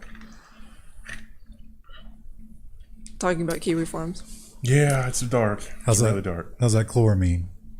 I mean, it's fine. That's that one fixture is the fixture that goes all the way to the water company hookup, and it's PEX. So I'm at least not drinking lead pipes. Oh no, the poisons are what they put in it Yeah. to make it not sewage anymore. The chlorine. You can really smell the chlorine when you've been filtering your own water on a backpacking trip and you come back and you drink some tap water and it's like, ooh. Yeah. It's chlorine and ammonia, and the unholy alliance when they come together. Well, you got anything to read? Oh yeah, did we? No. Those are just the two? I think it was just the two. Okay. But thank you all. We love you. I think of you more as friends, but I appreciate your friendship. So now we have, what is it, security? Security. Yeah, security. Lots of, just the usual data breach update your thing. Yeah, I feel like sometimes I look at the security section and I'm like, okay. But this one I feel is an exciting security story. And this one could have been government, but honestly, government was just getting so big, I started to bleed out into other parts. Although it doesn't really matter because we're doing them all at once. But this is terrifying. And the 5 things to know, the great thing about this article, like we'll run through the 5 things, they just keep getting worse. Yeah. Just keeps escalating. Florida's secretive toll surveillance program. 5 things to know. All right. What are the 5 things? Tracking through technology. Basically, when you go through an easy pass, they're tracking that and keeping it forever and giving it to law enforcement. State secrecy. You're not allowed to know what they have as far as those records or who has accessed them or who has asked for your name from them. Privacy risks. I mean, that one's self-explanatory. Previous reform effort died. Yeah, it turns out some senators tried to do away with this, and it didn't happen. You have no expectation of privacy when you're in public. Public road, and deal with it, basically, is what they're saying. That is weird. So I took a toll bridge in Louisville like last year, and I was expecting like a physical toll booth. So I was like waiting to slow down. You never did. And then like a week after I got home, I got the letter in the mail that was like, "We saw your car go across the toll bridge. Please pay." And I was Thanks. like, oh, that's some darkness. I was kind of like, I do everything I can to stay out of the medical system. Yeah. I was shocked because the last time I had any kind of prescription, they just gave me a piece of paper and I went and got it. Not anymore. Oh, did you not do that? That's what I always did with like my home doctor. No, you don't have any part of it anymore. They're like, hey, we're going to prescribe this. Just go home. And then like on the drive home, you get the call from the pharmacy and they're like, yeah, this is waiting for you. And you don't ever have any agency at all. It's bizarre. Well, we talked about ret bleed last week or the week before, something like that. I don't know when, but it was somewhat recently. And now it's been solved, but oh boy, it's a costly solution. Red bleed fixed slugs Linux VM performance by up to 70%. So the VMware folks took a look at the patch and they said, oh, we will not be using this on our stuff. Good Lord. That's a big hit. That takes you back several years in terms of performance. They patched kernel 5.19 to behave like 5.18, which effectively mitigates the thing. So, and of course, here we go. Here's our patch it. Just if you have this, fear and try to update. New wave of data destroying ransomware attacks hit QNAP NAS devices. Deadbolt. This photo again, really. We did a video on how to install TrueNAS on your QNAP. You should check that out. All your files have been... Oh, the tab's not long enough. And another school district. Man, these schools, like you would think they would read the headlines and be like, we should hire more people for this job. Although maybe the bureaucracy makes that impossible. I think there was a warning put out specifically for school districts, like, hey, harden yourself against this kind of thing. Well, Los Angeles didn't get the memo. Los Angeles School District warns of disruption as it battles ongoing ransomware attack. They have not been shut down completely, but a lot of stuff's not working. But they're just trying to get through it. Sure, that's fun for the kids. There's part of me that whenever I read stories like that, I'm like, at least it's not the hospital. But I'm sure that's coming. Yeah. And Samsung, they kind of tried to hide this. Wouldn't this fall foul? I guess Samsung's in Korea, but wouldn't this fall foul of those reporting rules we have now? Yeah. Wonder if they're going to get any in trouble for that. Samsung says customer data stolen in July data breach. It was the usual stuff, but not... Bixby, you've let me down. Bixby lets me down every day. Not passwords or payment information, but this is like the most common stolen thing. Name, contact, demographic information, date of birth, and product registration information. They definitely needed to hang on to that forever and make it easily accessible on the internet. Do you think they had race and gender and demographic information? Probably. Yeah. That's not allowed. And we also get this story every week, which is where if you're watching this in Chrome and you see that little red update up at the top, it's already too late. Google Chrome emergency update fixes new 0-day used in attacks.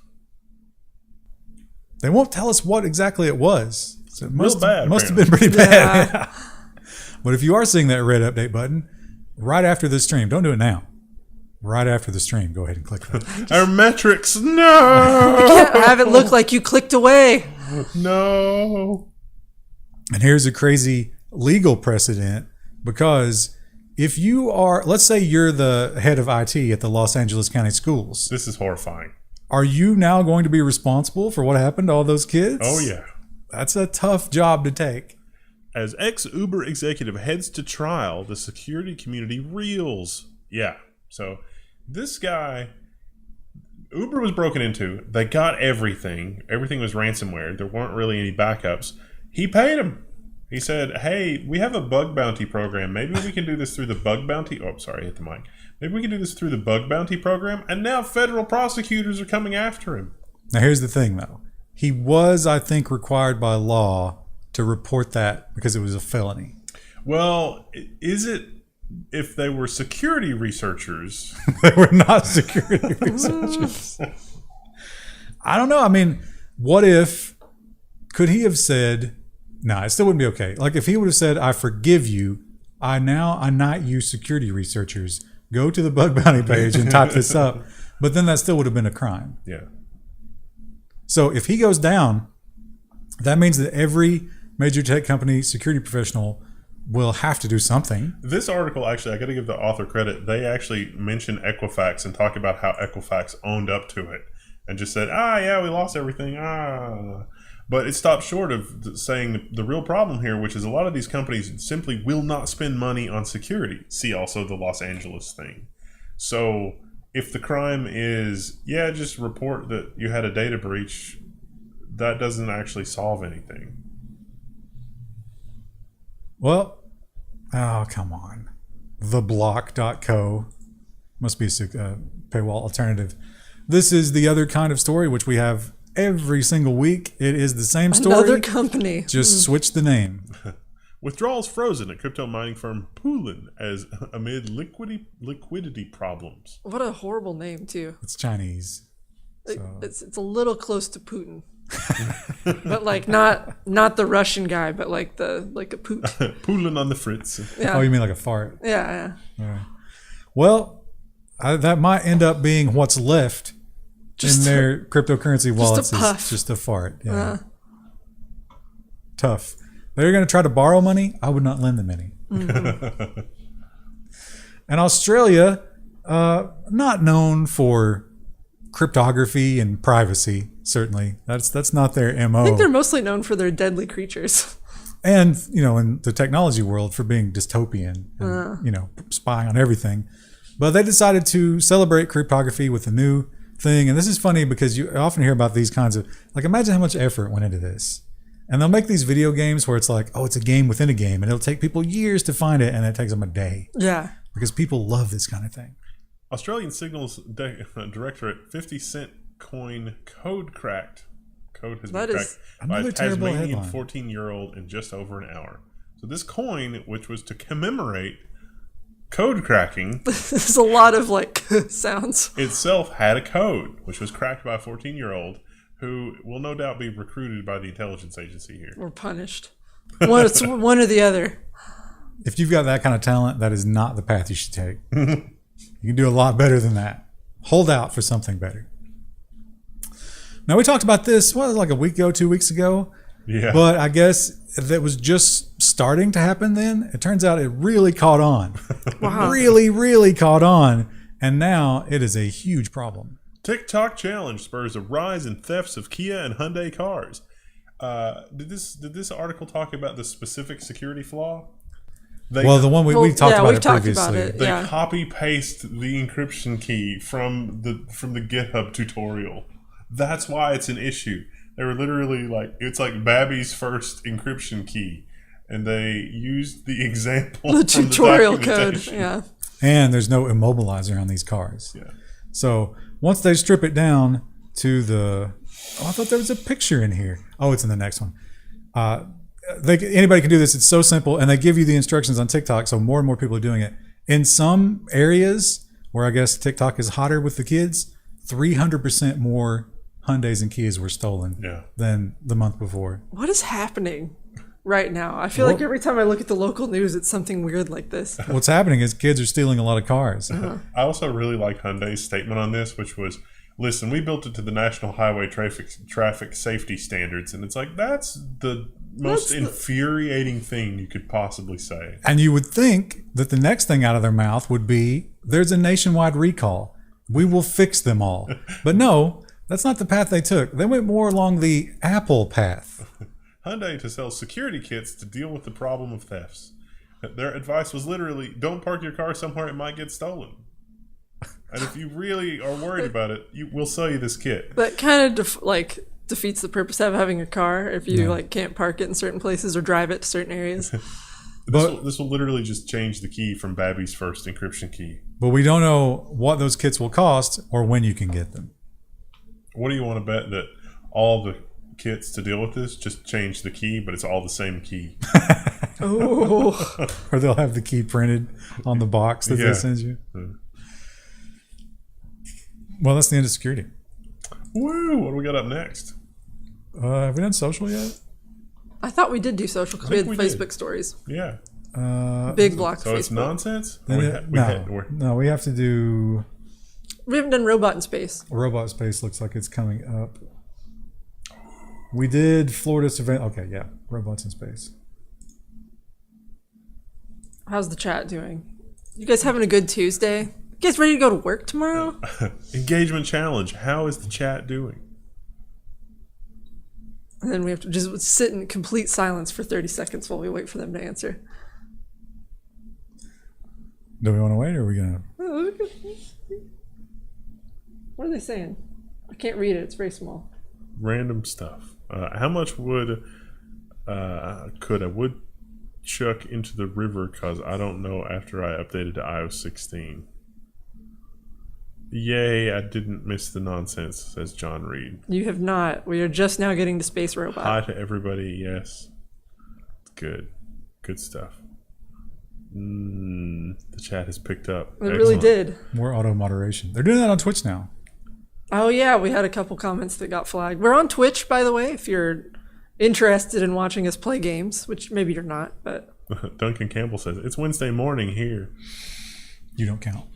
Yeah.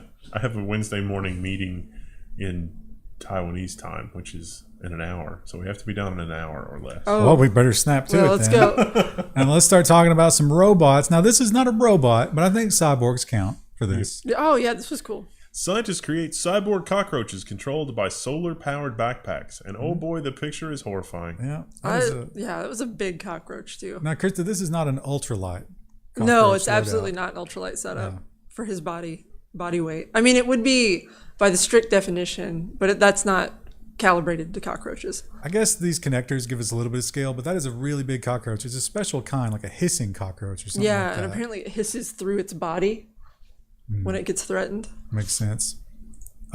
He can't do a whole lot. He has exactly one cyborg function right now, which is this. Turn left or turn right? Turning right. No, he can't turn left. Oh, really? I thought he could do both. Nope, just turn right. There's some sort of thing that they can plug the electrical current into on his side, and then that's how they tell it to turn or not. Yeah, I imagine that's probably insanely painful. Yeah, I also had that. I was like, is this ethical? I mean, not that I really care about hissing cockroaches, but it feels maybe on the... I think it goes back, remember when we did the spider story, the necrobot spiders? Yeah. And they were like, what's the ethics of this? And they said, we looked into it. There are no rules about spiders. That makes sense. That's not what I asked. I didn't ask if there were rules about spiders. Unfortunately, this is some bad robot news because Cruise, as you remember, just started fully fledged. No more babysitters in the car, full payment. We're going to be taxis. Cruise recalls its robo-taxis after passenger injured in crash. It was a significant crash. They've declined to release the video, but they said that an oncoming car drove through an intersection even though they were in a turn lane. And they were doing 40 miles an hour in the turning lane? Yeah, in a 25 mile per hour zone. Now, what they said is the robot car just froze. Just couldn't do anything. It was just like, oh God, which is a lot of drivers would do that. But they, in the future, want it to like evasive maneuvers, yeah. Seems like it could be worse. Yeah. Because it could evasively smash into another car or something. Yeah, you remember the Will Smith movie, the really bad one, I, Robot, where the robots are like, you're having an accident, while I was like manhandling you, and it's like, I'm going to get you to safety. That's what the cars are going to do. Save the little girl. Oh, it's like Manticore, Yeah. the tiger, Yeah. with Siegfried and Roy. He was like, I have to save you from the crowd. By eating you. And that is probably, that cruise robot failing in such a bad way is probably terrible news for the Uber Eats company. Uber Eats will begin using neuro delivery robots. I think probably delivery drivers everywhere are probably rejoicing. So this little guy, we've seen this kind of thing before. It comes to your house, texts you, and you come out and get your stuff. But it's not full self-driving because there is no full self-driving. This one turned out to be just kind of a fluff piece about this company, but what they forgot to tell us is exactly what they do, which is weird drone deliveries. Zipline lands departing Verily CFO, Tesla veteran Deepak Ahuja. This is an India or a African company, and they're going to do drone delivery. I think they're looking to branch out into other ones. They are already in Japan and the United States, Arkansas and North Carolina. But they have this unique, I don't think they necessarily drop it by parachute in this country, but they have a lot of unique ways of doing the drone delivery that other people aren't necessarily doing. Interesting. I wonder if we'll ever get that here, because I feel like people will just shoot them out of the sky. Someday. We'll get it someday. And the EU, of course, all governments are worrying about AI because they don't understand it, and people they fear what they don't understand, maybe for good reason. And the EU is saying, I don't know about you researchers. I don't think we need to let you just be researching on your own. You have to research what we tell you to research. The EU's AI Act could have a chilling effect on open source efforts, experts warn. So they point out, if you make an AI and someone uses it for evil, you could be held accountable for that. So GPT-3, for example, when it gets weird and racist, is somebody going to come after you?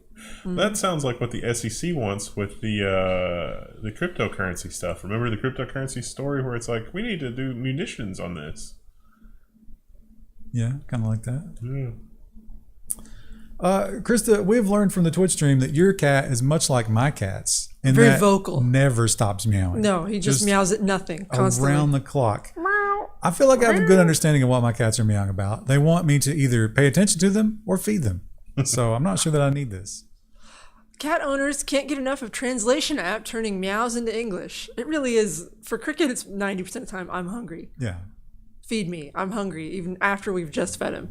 The cat at home, when you don't immediately respond to the I'm hungry meow, it just starts trying all sorts of weird permutations of its meow. Yeah. I like that it's not my cat, it's the cat at home. Well, it's not necessarily his cat. My cats have learned that, like, running quickly over me, if I'm sitting down or laying down, they will like gallop across me, and they know I hate that. And I'll like react to it and get up, and when they really get hungry, they start doing that. Oh, Cricket doesn't do that. He hasn't learned yet. Give him time. They didn't always do it. Yeah. And Krista, I thought about you when I read this one, obviously, because you have a talent that I certainly don't have. And yet, with AI, I can simulate your talent. How do you feel about that? Flooded with AI-generated images, some art communities ban them completely. I think it's not even just art communities. I've seen fan communities also banning them because it's considered low-effort content, and then the entire sub just becomes AI-generated, contributing to the dead internet theory. I saw somebody that was like, me decided if I should press like on a painting it. Do you not know if it's AI? It's funny. I saw somebody that was using the AI, this AI, image generation AI, for interior design. Yeah. So they had pictures, like they had their furniture and they had the stuff that they liked, but they couldn't find any artwork that went really well with their stuff. So they just fed the picture of their color swatches and stuff to the AI and said an abstract like this and a painting like this and then whatever like that. And it did it. And it was like, this is great. And I just printed it out and put it on the wall. It's like, yay, artwork. This is one of my favorite stories of the week. I never even considered this, but like This is terrifying. it's I love it. It's so great because we're gonna get like villains and characters accidentally. This from reminds me kind of Herobrine, like the Minecraft, like scary copy pasta thing. I don't know that one. You've never heard that? Where they like the guy was like, "Oh, there's a guy following me around in Minecraft, but he's playing single player." Oh, okay. It's the same kind of thing. It makes me think of the Chaos Gods from Warhammer. Like just like Here she is. they're a reflection of our darkness. Yeah. And once you see them, your mind will be destroyed. Why does this horrifying woman keep appearing in AI-generated images? What was her name? Loeb. Loeb. Oh, would you say Loab or Loab? That's a word I've never said it out loud. That's her. That is horrific. She's got the kind of sunken eyes, the really hollowed out cheekbones, and they're usually very like vivid red. And this person said that no matter what they fed, eventually she would show up again, like if woman was in the prompt. But what they were doing was, I can't remember what they called it, but this was, they were building an AI that takes the opposite of what you give it. So the first appearance here was this very heavenly, angelic image. And the AI thought the direct opposite of that was Loab. Oh. And then she, like you say, somehow, whenever they went into like extreme violence or gore or whatever, the AI kept bringing her back up. That's strange. This could be a really great clickbait, but it's really good. It is really. Oh, I've seen it. I saw the Twitter thread of one of the researchers as well. That's where I saw the story. This is what a floating point random error looks like, or a floating point. If you get to the edge and floating point starts to have trouble representing things, this is what it looks like. That woman. Mm. Yeah. And it's like, oh no, it turns out, yeah, that was Cthulhu all along. It also maybe it says something about us that the most terrifying thing we can imagine is an old woman. Well, she's more than just old. Yeah, she is a little creepy looking. Yeah, she's super creepy. But I think that is always the darkest, right? When you take something that's otherwise harmless and make it horrible and evil. That is, yeah. And it's also a little horrifying that it's as yet unexplained. You're probably going to get a disappointing explanation. Answer, yeah. Oh, it turns out she inserted herself in the training set. In This the image was put in twice or something, yeah. It was that guy's ex-girlfriend who he hates. So he was like, I'm going to make you the face of darkness. Excellent. And moving on to space, unfortunately, NASA got a couple of L's recently. NASA scrubs the Artemis 1 again. It says the rocket may not launch until late 2022. Something to look forward to. So there was another launch window coming up, I guess, like maybe that was today or tomorrow, it said. Yeah. And the director said, no, we're probably not going to launch it then because this is some kind of a helium leak. So we got to take the module out and deal with it. They haven't resolved it. I mean, would you put that much risk on a... No. It's like, I think we can wait till next year. There's no way. No, we don't need to launch on a Friday. And this is kind of a crazy idea. I feel like maybe, I support space programs, surely. I think that's a worthwhile expenditure in a lot of cases. But here, considering the economic situation that we're in, maybe wait on this one. NASA to crash a $330 million spacecraft into asteroid to see if the impact can alter course. Yeah. So we're going to, come on. Oh, wait. This was a pretty long article. Oh, there it is. So here's the plan. You're going to send it up. It's got this little attachment guy that goes with it. This attachment is going to decouple and watch the whole thing. So that'll be cool. We'll Live stream it. We'll get video of it at some point. And they're hoping to just smash this part into it and knock it off orbit a little bit. What if they hit it into the orbit and then hit Earth with it? Oops. They get the press conference. It's like, oh, wow. This is some bad news. They'll probably land in the ocean, though, right? No, it's headed straight for New York City. It's like, I don't know what's going on here. Let's switch over to mission control. And there's just blood spatters all over the walls. It's like, ooh. The sound of weeping. They all took the easy way out. But if you're a big proponent of, the new architectures, I don't want x86 anymore. I want to be a hipster. Well, guess what? Space is the place for you. NASA selects Psi-5 and makes RISC-V the go-to ecosystem for future space missions. Now, this is actually much more interesting when you dig into it because one of the reasons NASA doesn't use super advanced stuff on space things is because the tiny lithography, the 7 nanometers, is not good because of space radiation. Turns out Space radiation makes a big difference at small sizes. So an older chip, like say a 486 from 30 years ago, the silicon, the features, the transistors are comparatively huge. And as a result of it being physically huge, it's pretty hardened against radiation.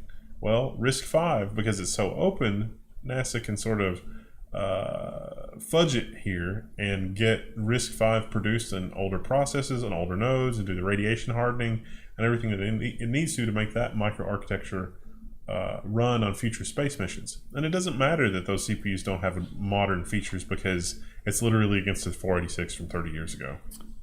Doesn't bode well for when we need AI to do the faster than light navigation. No, that's when we need the spice. Well, We need the spacing guild. This is why all that dystopian sci-fi is, if when you do the faster than light navigation, you have to plug into an organic system because only those systems can handle the space radiation. well, China, their space program is humming along. They're doing stuff in space. Maybe not much longer considering their economy, but they do have. They went to the moon in 2020. They brought some stuff back, and they've made a discovery. Chinese scientists declared discovery of a new moon mineral from lunar rock samples brought back in 2020 that could be very useful in fusion, nuclear fusion. They were not necessarily looking for a new thing. They were just like, let's look at these moon rocks and figure out how we can monetize them. Oh, that's what you guys were up here for? Yes. Yeah, for sure. And of course, our planet will eventually try to kill us and be poison to us. So we're eventually going to have to go to a new place. Unfortunately, this one is 100 light years away. So those RISC-V chips, I don't think they're going to get us there, but maybe someday. A newly discovered planet 40% larger than Earth may be suitable for life. But the chat asks, how far away is it? 100 light years. Here's the other crazy thing about it. Imagine having to try to adapt to this 2.7 day rotation. I thought it was 8. There were 2 planets, I think. Oh, yeah. The first one, and then the one that probably has water is 8 days. Yeah. Oh, wow. But either way, that would be very weird. Yeah. And isn't it revolution? Wouldn't it? I can see that Like being a year, 8-day year. I can see that being like a, the company loophole where they're like, listen, you only have to work 2 days a week, but they're 8 days. Oh. And Someone is. That's fine. It's the ghost. It's the Close the ghost. I put this in the space section because it's kind of space internet, but it's also kind of not space internet. It's sort of a hybrid approach, I guess. Google spins out a secret high-speed telecom project called Aaliyah. Aaliyah, like the singer? And keeps a stake in startup. No idea. It's going to be more Wi-Fi, but who knows? Yeah, they're still gonna have radio signals here on the Earth, but then as you move around, you might pick up the space signals. Basically, they're looking for like full spectrum coverage. That sounds like nonsense. Oh, that would have been a really good segue, but we have one more story. We're in this not section. in the nonsense section. We have to quickly cover the exploding space penis. Bezos' rocket crashes after liftoff. Only experiments on board. Do you think, along with the sort of mixed reaction to Rings of Power, he's just having a rough weekend? Why are we getting no images from AP? That's weird. You can try to reload the page. Maybe it was paywalled or something. I don't know. They were just. Got, He removed them got personally. images down here too, and not loading them. Not sure what's going on with that. But it is the very phallic rocket with the flared head, the classic Blue Origin, and it just popped in the air. Oops. And NASA saw that story and they're like, this is why we go to another launch window. I bet, he had his stock account open. He was looking at it. He was like, minus $1 billion. And then somebody came in. They're like, Mr. Bezos, I've got some bad news. He just crushed his phone. Buy me another one. Get me another phone right now. I have to fire you with it. Oh, man. Remember we used to do this every week and just sit here the entire time? My blood is killing me. Usually we do, like, you get up and get your wiggles out between episodes, but we're not doing that. You got up and got your wiggles out. I sorted stories. No, you gotta get your wiggles out. I'm still not back up to normal energy levels. I am getting better, though. I feel a lot better than I did a week ago.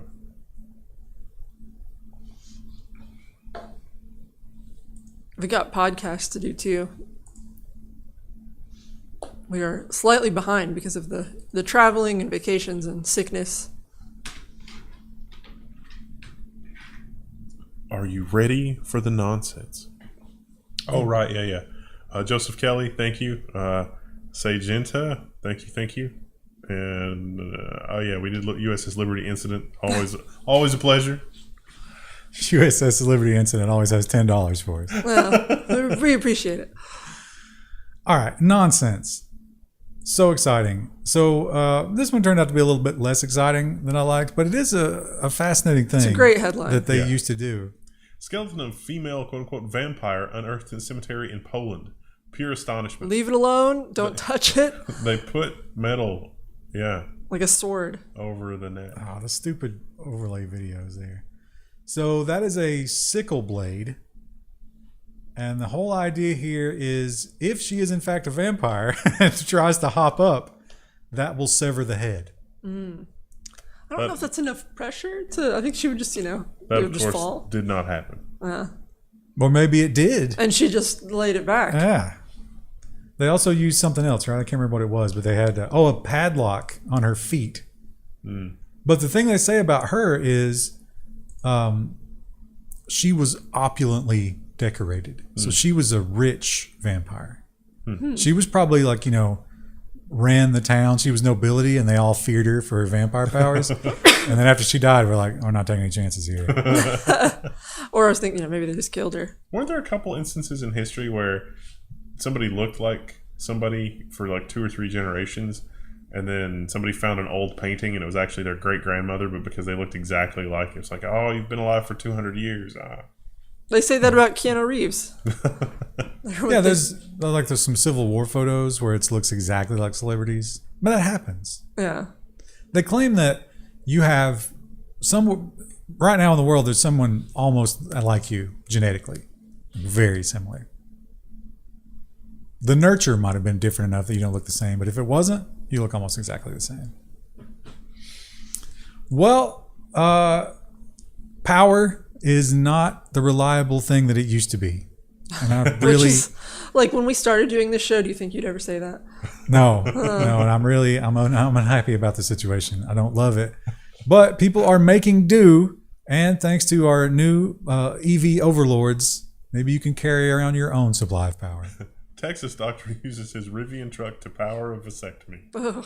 His clinic lost power. What are you going to do? Plug into your truck, obviously. Well, you could, maybe just reschedule, but it's like, no, I think my truck can handle it. They went through that process. They explained it to the guy, and they were like, well, listen, it'll probably work, but there's a chance it won't. And if that happens, we have to use the manual tool, which is not as good. And that guy, I picture him like closing his eyes and just thinking about the kids that morning and being like, no, do it. No, we have to do this. You don't understand what it's like. They smeared peanut butter in the carpet. Somebody in chat says, how are you so wise in the ways of science? Sir Bedivere from Monty Python. And we saw a story about this a couple weeks ago where the Communist Party of China were so incensed by some illustrations. Oh, yeah. They locked people up. Yeah. This one was a little bit more on the nose. I think they probably were trying to be a little cheeky here, but at the same time, they should have that freedom. 5 Hong Kong speech therapists convicted of sedition over children's books about wolves and sheep. Good Lord. Hello to anybody in Hong Kong in our chat. Oh my gosh. You might not be able to watch it Blink anymore. twice if you want to come live in our basement. They do not explicitly say anything about the Communist Party or Hong Kong or anything like that. So what's hilarious about this is that the Communist Party read that and they were like, that's us, we're the wolves. So they were kind of admitting that. Yeah. That's horrifying on so many levels. The big smoking gun was there were 12 wolves, and I guess there's 12 leaders of Hong Kong or something like that, right? Or 12 eggs, or 12. Something like that, yeah. There's 13 donuts, though. That's a baker's dozen. Now, I've been watching a lot of police pursuit videos and stuff like that, and it is astonishing how many times you will get 2 intoxicated people unrelated to one another in the same stop, or they have hit one another and they're both under the influence. I believe that there's a staggering amount of people out there Who are just driving drunk or high. And here's another crazy stat. We are right at 50-50. Pretty soon, drug influence driving will overtake alcohol influence driving. Wow. Yeah. Speeding woman on cocaine kills drunk driver high on meth in North Las Vegas, police say. So, yeah. They leave out the meth head was also 3 times the legal limit on alcohol. So she was really having a party. Wow. And one of them's dead. That's this is sad. the other one. This is the meth driver, I think. Or maybe this is the cocaine driver. I think that's the cocaine driver. Would you have any memory of that? If you were that I don't out think, of it? I don't think cocaine destroys your memory, right? Oh, that's... They suspected she might be under the influence. And then, as they were doing the field sobriety test, the cocaine fell out of her bra. Oh. Yeah. Well, do you think that trees like to live in places where there are other trees? Yes. Then this one is miserable. Scientists hope world's loneliest tree will help answer climate questions. Was it a tree that's just... By himself. But they took a 5mm core sample to find out why. He was there and he was like, the humans will never find me here to hurt me Yeah. anymore. There's the ash, you know how I'm always talking about the ash Emerald trees. ash borer. Yeah, the emerald ash borer, because I have some ash trees that I've been trying to save, and there's something you can put in the roots, and so far it seems like it's working. But there's a couple ash trees like in Maine that survived, and so geneticists are studying them and trying to isolate what made them survive. And I think now we have a hybrid version of the ash tree that can be replanted. So that's nice. They've been doing the same thing with the American chestnut, because Yeah, the American chestnut. chestnut has been almost completely wiped out. But they've crossed it now with a Chinese chestnut, and they've slowly been breeding out more of the Chinese and putting in more of the American, and now they're doing replanting efforts. To the Beatles, that's just like Taco Bell introducing a new item. They're like, I can't yeah. wait to try that. That looks so good. Chestnut trees are kind of a pain in the butt, though, and Yeah, they do drop those big spiky. yeah, and they just make a mess. So the thing about that tree is if you wanted to give him some friends, it's actually an invasive species. It's not legal to do that. I find, so I'm working on killing some invasive species right now on our property, and it's like every time I think I've gotten all the privet, I find a little bit more. Don't plant that in your yard. It's awful. Because the birds eat the berries, and then all of a sudden one little privet bush pops up, and it's like, oh, Well, crap. that's your problem. You're killing the plants, should be killing the birds. Well, I've got enough cats running around that should be not a problem, but... Well, we are moving into the NFT Web3 online world where everything is something you buy. And what if you don't have any money? NFT game consultant says poor people could be NPCs. This reads like something Grimes would say. I love her music, but she has some weird takes. I run into a lot of NPCs during my daily life, and I don't think that monetary influence changes that much. I mean, I meet NPCs with money and NPCs without money. They just don't process the world around them, it seems. They have 4 dialogue options. This one is this is one of those things where, now I've never had a catheter, but unless I die pretty young, ooh, that is horrific. Yeah, that is graphic. There's a video. Unless I die pretty young, I figure someday I'm going to. Wendell's just staring at it like, And there's some tissue being removed. and it's something that gives me a cold sweat because people describe that and you're just like, oh, you can. It's one of those things you can empathize with really well. Yeah. I don't think you can run the headline on this one. Okay. Well, you can work your way Maybe, around. yeah, How about the maybe. picture? Yeah, that's fine. We'll read the headline explanatory. form and then we'll just scroll down. Yeah. Well, I won't put the headline on the screen. How's that? Yeah. Boy 15 was in the hospital because he got a USB cord stuck in his urethra. Look how much cable is in there. Yeah. They had to do surgery to get it out. There was I don't know if the video was related, but there was like a surgery video, and it was, ugh. So It's so bad. in terms of why somebody would do that, because there's no explanation as to why. Apparently, like a mental disorder will force you Well, they said it wasn't a mental disorder. They said he was just 15 later in the article. Oh. It was like normally that's just mental disorder. I remember being 15. And you never were like, I should put this. And you know what? At that age, there was a lot of new discoveries in that area. You know, it was like a big focal point of your life. Not once did I think about. But you didn't have the internet in those days, so. Yeah, The TikTok maybe that's challenge? a TikTok Yeah. thing. Yeah. Yeah, some of those websites that closed earlier we were talking about, somebody posted a thread. It's like, I'd never thought about that, but because I saw it on the internet, I thought, wow, yeah, maybe.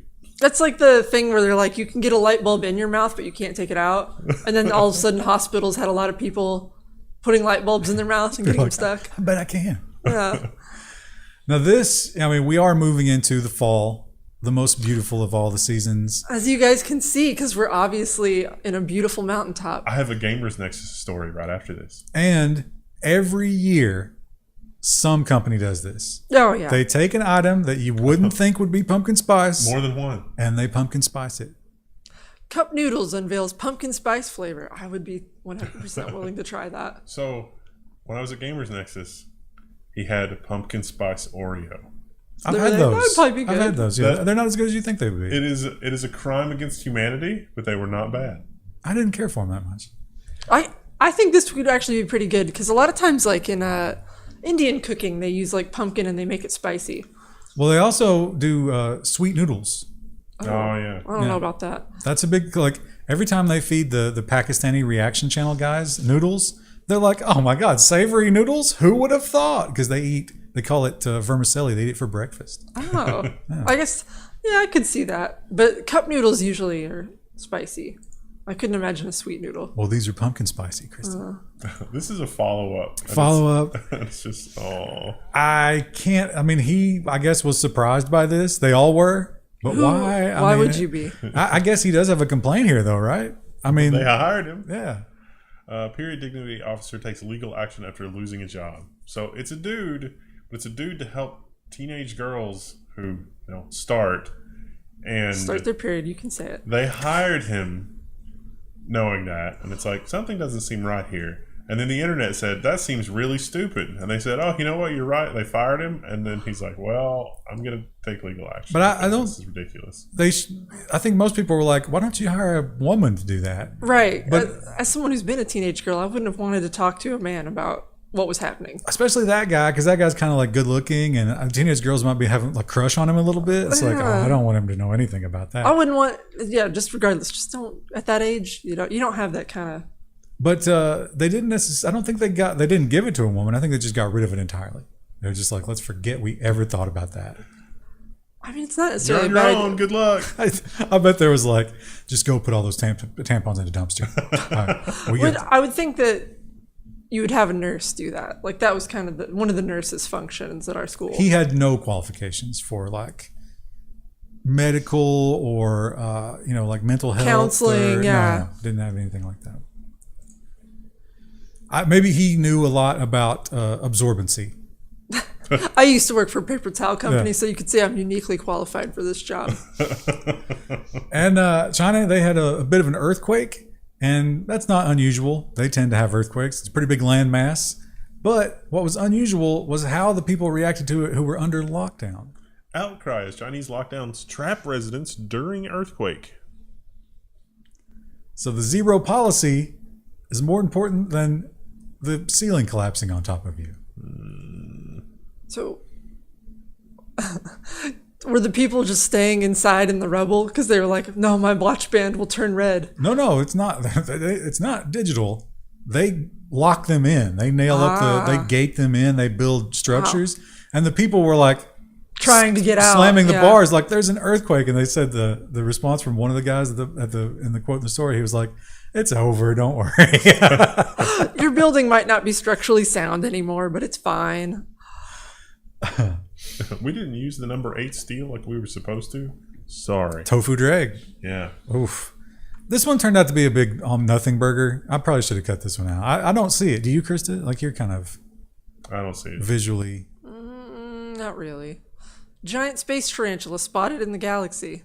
Almost maybe more like a turtle, maybe. I was thinking more like maybe a crab. It looks like he's kind of got like a little Yeah, crab down there, like a crab. hook Could be a or crab. hook, whatever. claw. Why not Zoidberg? I guess crabs are kind of arachnid. Yeah.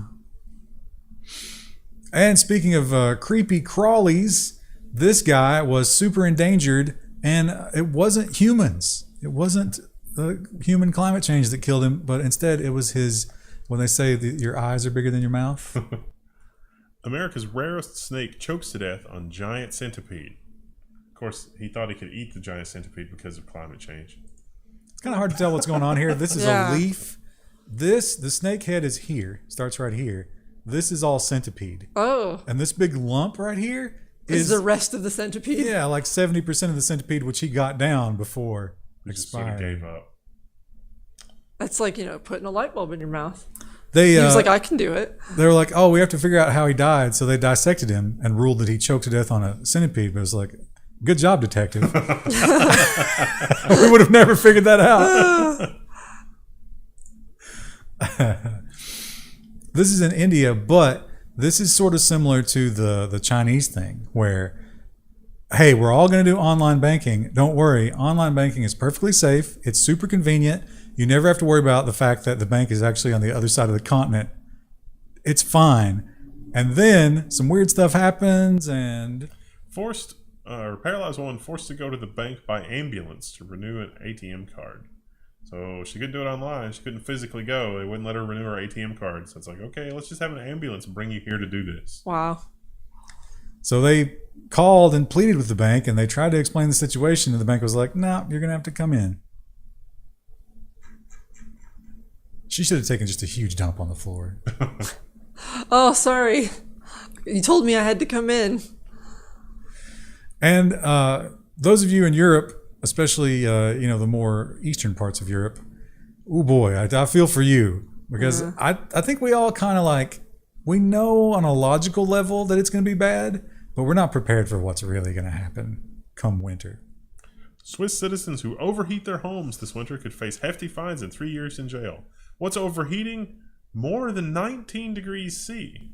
Which is 66 Fahrenheit, right? Yep. Assuming there'll even be enough heat for that. 66 degrees. And you've committed a crime. Now, I like a cold house, and I push it.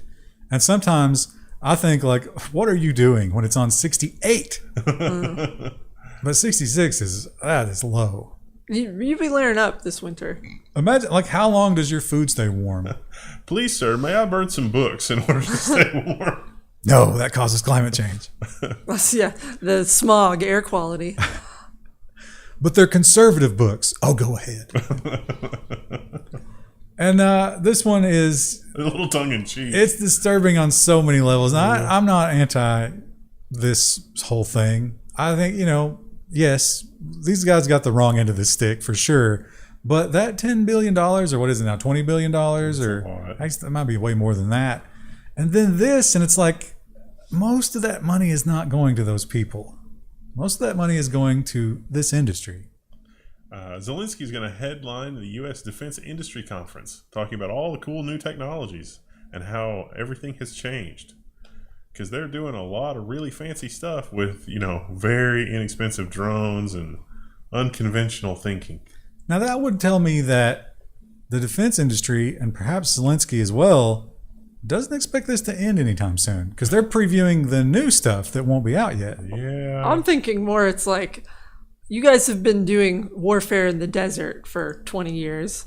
Let me tell you about what it's like in a more northern climate and how your equipment stacks up. Also, can we get some winter uniforms? Thanks. Yeah, probably also some of that.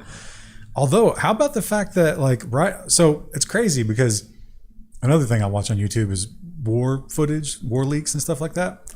And there was a huge drought for a long time. So stuff coming out of Ukraine. And now, every day there's new videos. Now that they're winning again, apparently.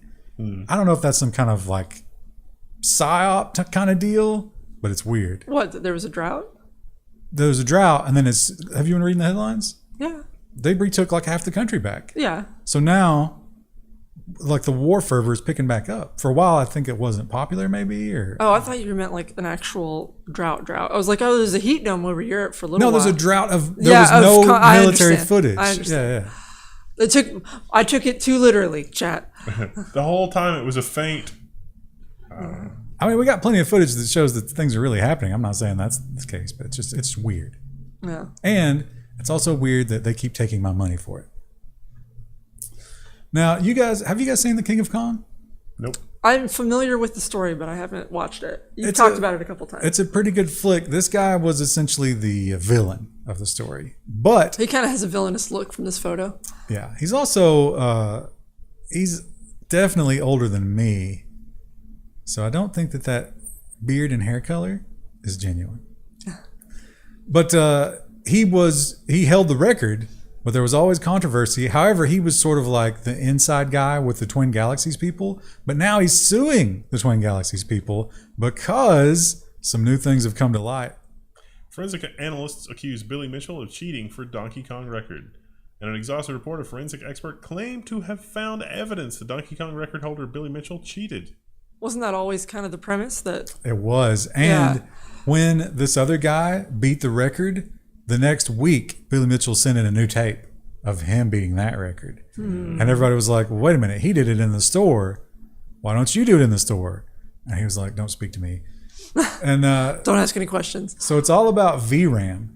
So in MAME, it loads the entire VRAM image at the same time, whereas on the arcade emulator, it has to read them one line at a time because of the limitations of the hardware. So this guy used high-speed video, and he claims he can prove this was MAME. Wow. Interesting. I'm sure we'll get a follow-up, though, right? We can only hope. Things to look forward to. The next three stories are too hot for YouTube. I'll let you preview them. Obviously hot for reasons, right? Obviously hot for reasons. And hot, maybe not obvious, but hot. These are all pretty hot. Yeah. Too hot? They're a little too hot, I think. Ooh, chat. We could probably do the first one. I think that's the most risky one. I don't think this one's that hot. Well, I'm This- Compared to the other two. If I'd come on this program and I'd said this 2 years ago, our channel would be gone. Yeah, that's true. There's no question about it. All right, we're gonna do it. USI's annual shots for the thing as updates happen. This is Reuters. We're spinning this as a good thing. There's new protein things, and it's updated for the new variants of those things. Hot new variant. No, we got. Where's the panic about monkeypox? This is a good thing for Pfizer shareholders.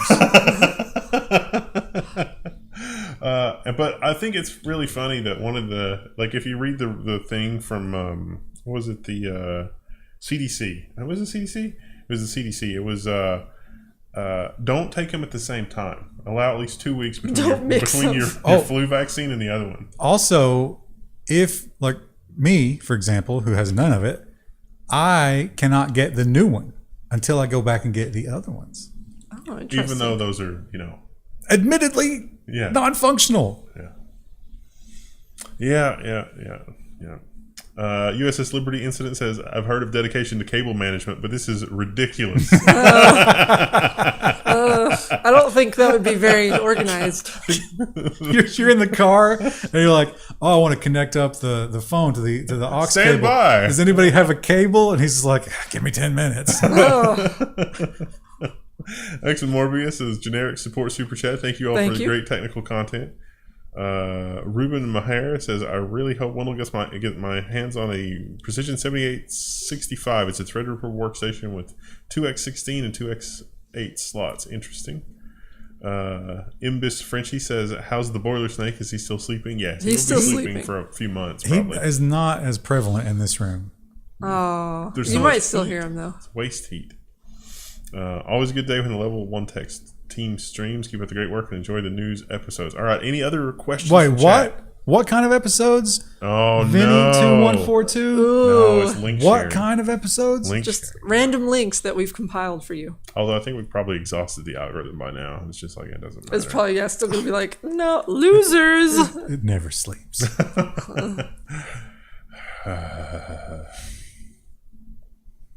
Well, thank you for hanging out, everybody. Yeah. We will see you. This is basically the Patreon / floatplane experience, except not live. And it goes out on Monday night. And then otherwise we break it into episodes for everybody else. So, and if this had been Float Plane Patreon, you would have heard those other 2 stories. Which we will commit to putting those in next week's. Yeah, I don't know if we can commit to remembering that. We'll try. We have to compile stories in like 4 days, so We'll try. Yeah. This week will be short because the offset. I did leave out a lot of stuff from today just because on Friday we have to have something. yeah. Imbus Frishy asks, how are the cats and Rue? They're doing great. Rue Dog is very sleepy, Are but they very happy. I think they might be wondering about the feral cats. Oh, the outdoor cats? I haven't seen them for a little bit. Sometimes they'll come up to the porch and we'll give them a little bit of food, but I haven't seen them for a little while. Uh-oh. So that probably means they're not fixed. Well, yeah, they haven't been fixed because I haven't heard anything back from the vet. But also, and we haven't seen them. Also, my husband did mention that he heard coyotes the other night while he was on the porch. So Ooh, that's probably bad. there may be less kittens around as well. Coyote snacks. Well, don't worry, because as long as you don't fix that mom cat, you'll have more. Yeah, so many more. I remember I called that free clinic and they were like, oh, there's a wait list. Single-handedly supporting the coyote population. That's probably what is supporting it. You know what's interesting? I also got that same response when I called human clinics. Yeah, same. Not fun. All right. Good night, everybody. We'll see you guys. Bye. I think we have to let it cook off for a couple minutes or cut off the end, right? Yep. So you go ahead and release stop. Yep. Stop. No, it's like 30 seconds, isn't it? Well, I do it here. Oh,